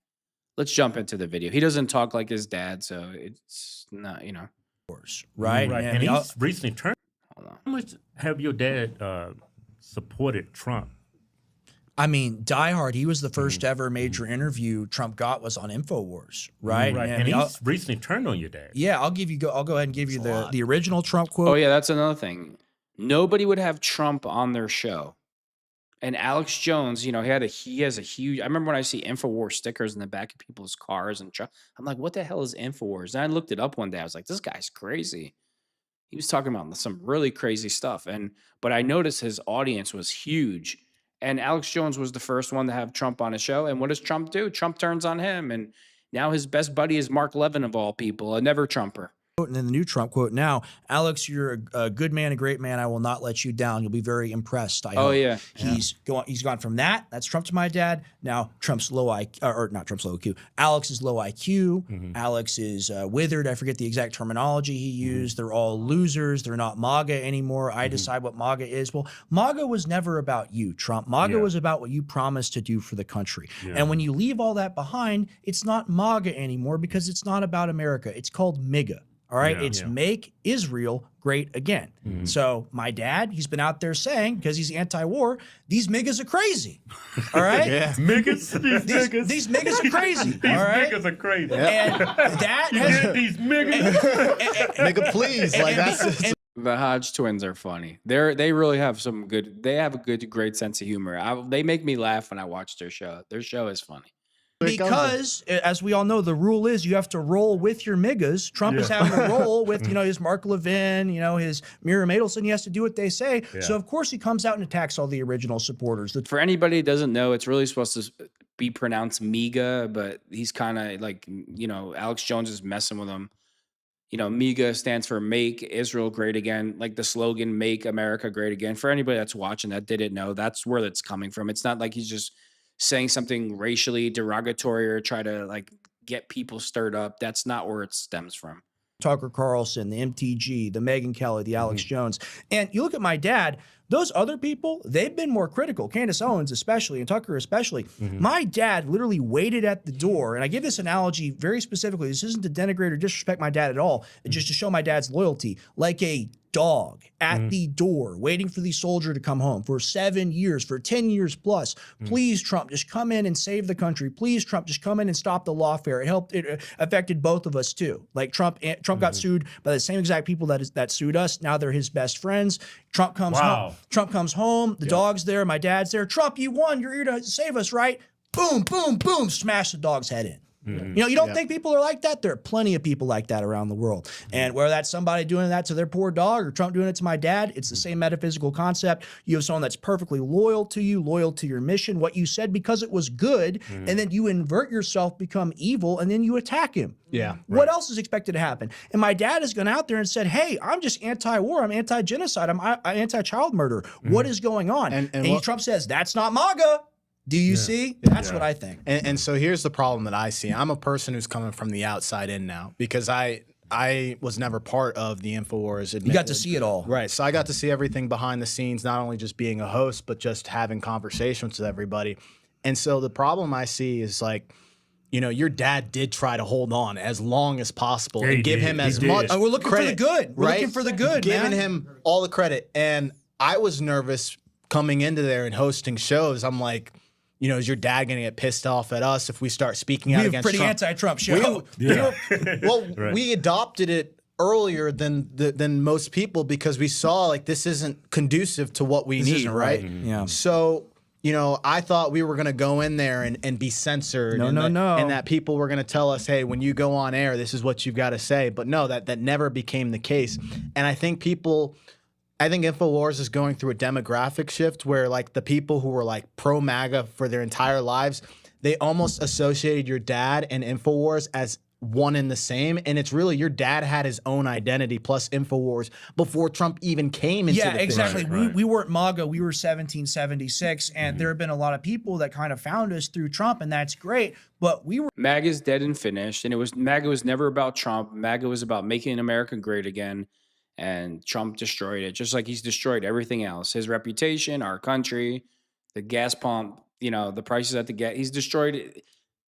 MAGA is completely dead and finished. Done. Finished.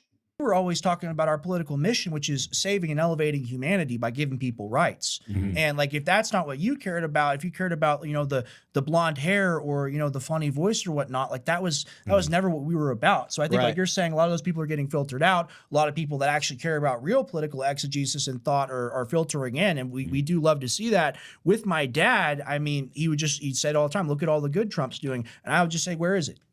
And we can give an excuse to say the team is there, they're looking into it. I think he's finally woken up to the cavalry ain't coming. That's just not a reality right now. We have to have agency to protect ourselves against this system that's turned against us. And he wants to smother America first with our government, our system is not for our people. We should be the greatest country in the world. We should all have health care. We should all have free college. None of us should be in debt. Our government should be working. If our government worked for us, do you know how amazing our country would be? The way our government and our officials work for other countries, they care more about foreign nations than they do for our own people. Do you know how amazing America would be if the politicians here really cared about America, the resources that we have and everything? It would be undescribable. You would be you would think you were in heaven, literally. MAGA. Trump does. He wants to kill it in the crib with the blanket, with a pillow, whatever he can do to suffocate our movement. Our movement was never about him. He embodied the image of it. He embodied the energy of it. He took that metaphysical sword. He took our own flame and he burned us with it. He burned us with our own fire. And that's why we're now sitting here in the wake of all that and so much pain. We could never anticipate this before. It's like Democrats, oh, I make you cold. I'm cold. I want warmth. I want freedom. I want life. I want liberty. Have it. Have all you want and more. I'm going to burn you to death with it. That's what Trump did. Yeah, it's very powerful, very evil stuff. Yeah, it's very sickening. Yeah, you know, it's Trump is the biggest con man in the history of the world. I mean, what he did, what he pulled off, the way he had it, you know, the popular vote, the House, we gave it to him all on a silver platter. He like, you know, like when they say that the devil controls music and music is like the devil's instrument to influence people. Trump was telling the voting base everything we wanted to hear. And he put this charade on like he was the guy with giant balls that was going to take on the deep state and everything's going to change. And instead, he became the deep state. He's a swamp creature now. So disappointing. I thought he on the right was way more objective than the left, and I thought there would be a lot more pushback against Trump.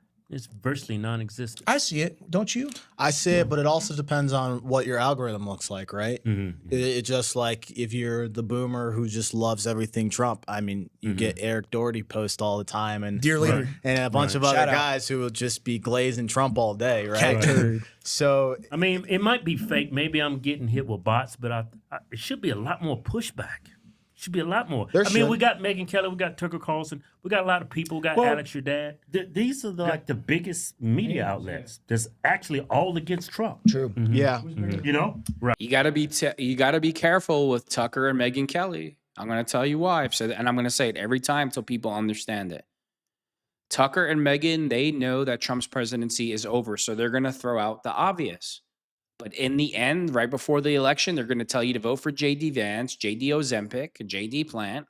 They're going to tell you to vote for Rubio or Ron DeSantis.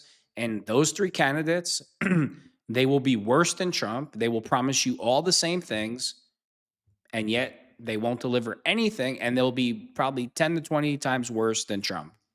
So you can't trust Tucker, and you can't trust Megyn Kelly either. Right. We're talking about the feedback we're getting from our fans. Yeah. Oh, yeah. Well, okay, so I guess it depends. So, like, for us, I pay attention to what people are saying on InfoWars. After we do a show, we come off. I look at the live comments. I've seen enough. I'm done at this point. He's jaded. Yeah. But for me, I'm a data. It weighs on you, right? Yeah, after a while. I've allowed them to, like, move past me without affecting me. And, you know, a lot you gotta more, let it bounce off of you. A lot more people actually agree with the stuff that we talk about and your father. But then there's also a very big base, to your point, that are just like, my collar's blue, my neck is red. Well, they're like, this is InfoWars? No, this turned into CNN. Like, how can you watch this? Right. So there's that like contrast there, but then there's people. Translation, they're based.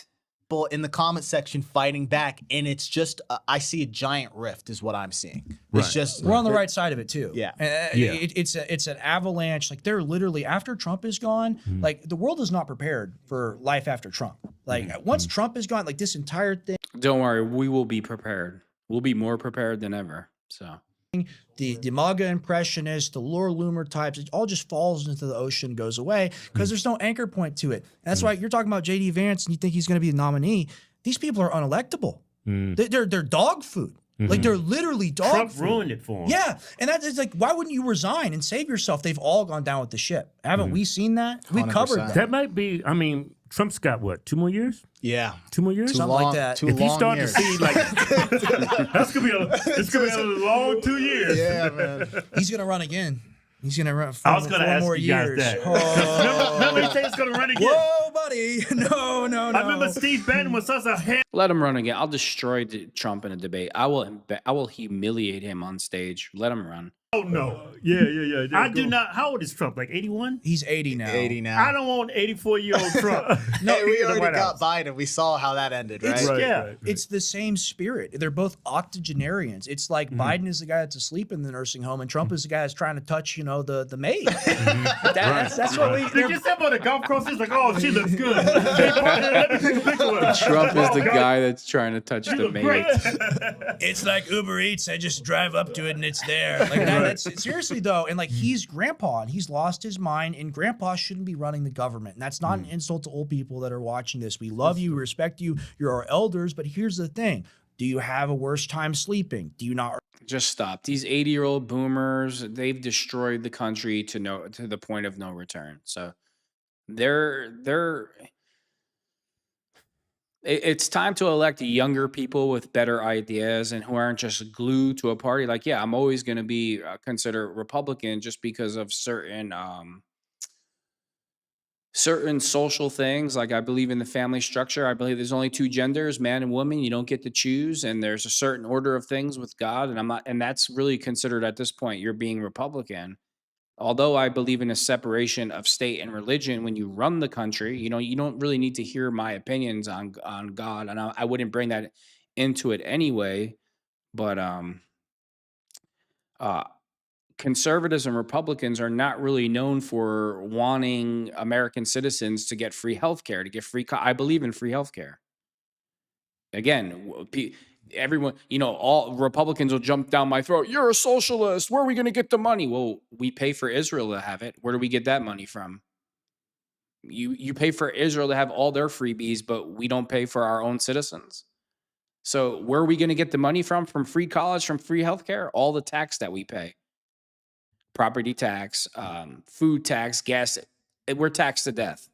So as you're paying those taxes, that's what's going to give you your free healthcare and your free college. And it can be worked out, It's not going to collapse the system. That's a Republican lie. Oh, you don't believe in the free market. Oh, it's not working. It's not working. And we all know it's not working. So I'm not going to stick to the playbook when I know it's not helping my people. Yet we're paying for a foreign country to have it.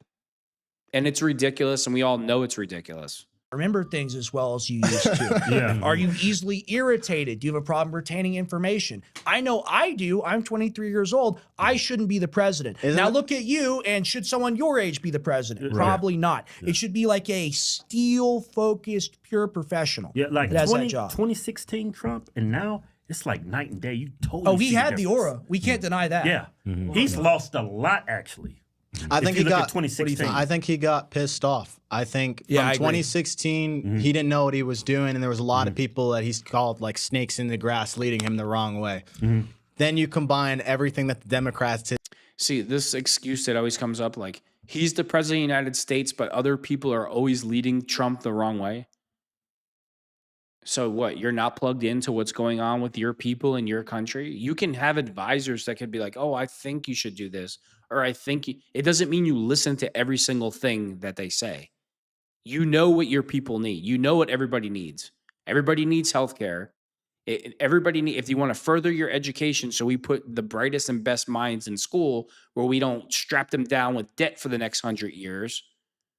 We need infrastructure. We need a border wall. We need to put people to work with good paying union jobs. We need to take care of the environment. I mean, it's pretty simple. So when people constantly make built-in excuses for Trump, like he's being misled, then he's not a good leader. Trump's mind is on, enriching himself. It's not that he's being misled. It's that he's busy, I got to think about how much money I'm going to make instead of his people that elected him to lead the country and to make the country better. That's the problem. I'm so tired of hearing that. Oh, Trump's been lied to. No, Trump lied to us. To come after him throughout the 2020s, right? You come in and you almost get assassinated. It's got to make you feel like, burn this bitch to the ground. Like, totally. I don't care. I don't care. I think there's a certain level of that comes like. You think he's broken?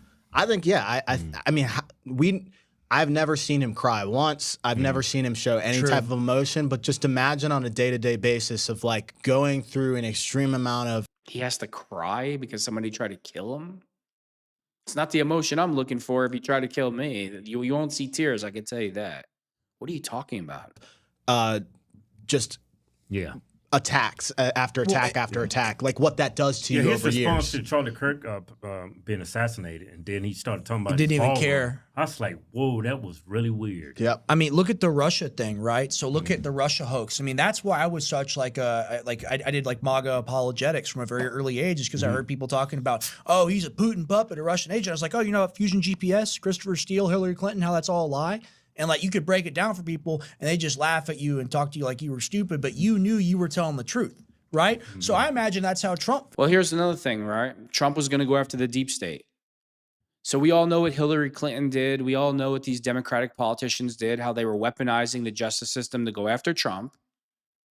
And what do you think's going to happen if they take office again and get power again? They're going to go back to doing the same thing. And that's another reason why we elected Trump, to go after them, to let them know that that behavior is not acceptable. And Trump hasn't done shit about it. Did he go after any of the people that have been going after him? No, he's going after James Comey for putting seashells in the sand with the number 86. I mean, Trump, now they want to do an audit in all 50 states, or, you know, they want to go to every state and do an audit. Well, maybe you should start with the Clintons, because remember what they did to Haiti back in the day? They stole all the money from Haiti. Haiti's supposed to look like Dubai. But the Clintons stole all the money, and that wasn't good enough. They started stealing their children, too.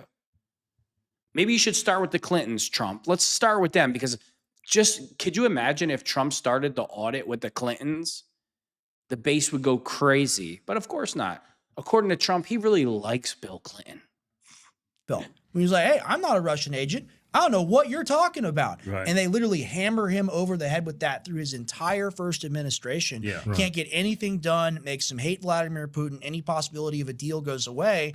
I think there's also money interest and probably also blackmail. But a big part of it is that they make you hate the right people. It's like how you train a horse. Like, you're going to break a horse, make it walk around in a circle until it don't want to walk around in a circle no more, and tell somebody ride it. Right. That's how it's done. So it's like, hey, Trump, you're going to walk around our media circle for 6 years, then you're going to figure out how it works. You don't want to have to walk around anymore. You can let someone sit on your back. That's going to be Netanyahu. Yeah. Shout out to BB. Yeah. Big Yahoo.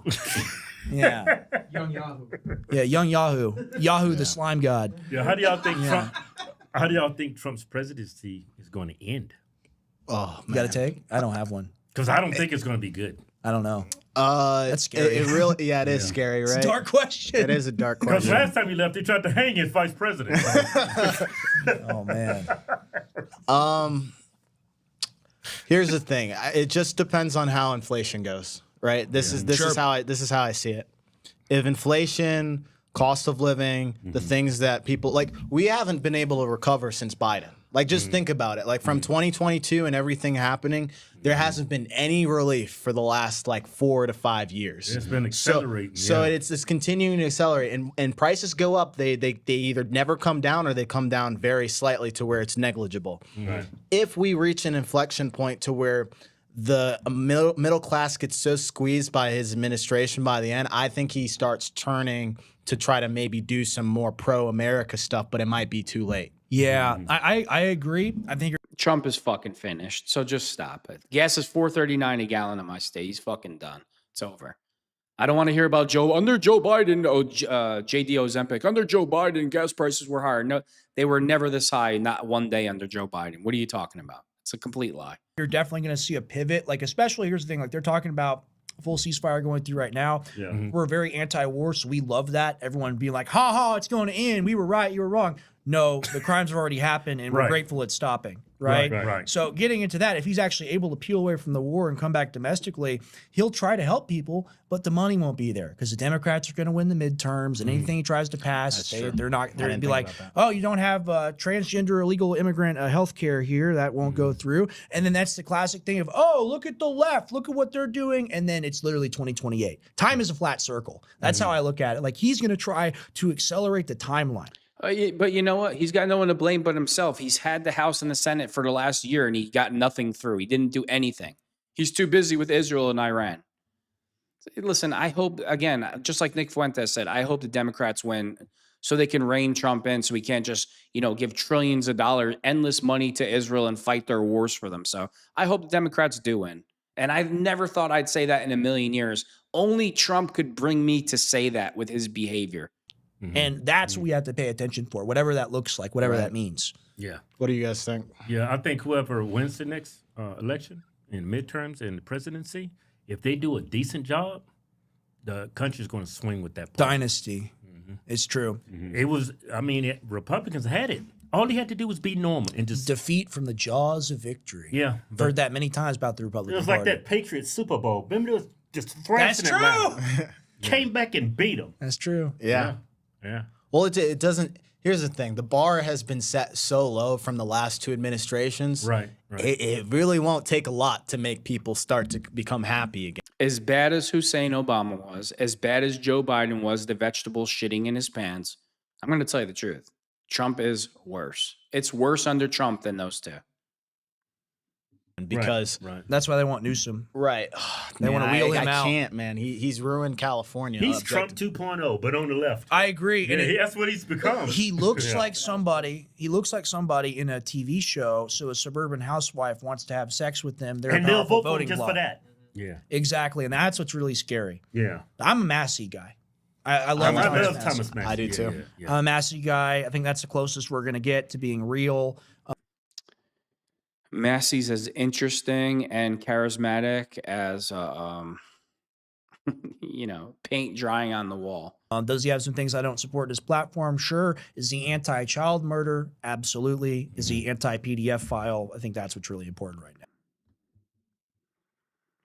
All right, I'm going to end it with that. And with that being said, thanks for tuning in to Unbreakable with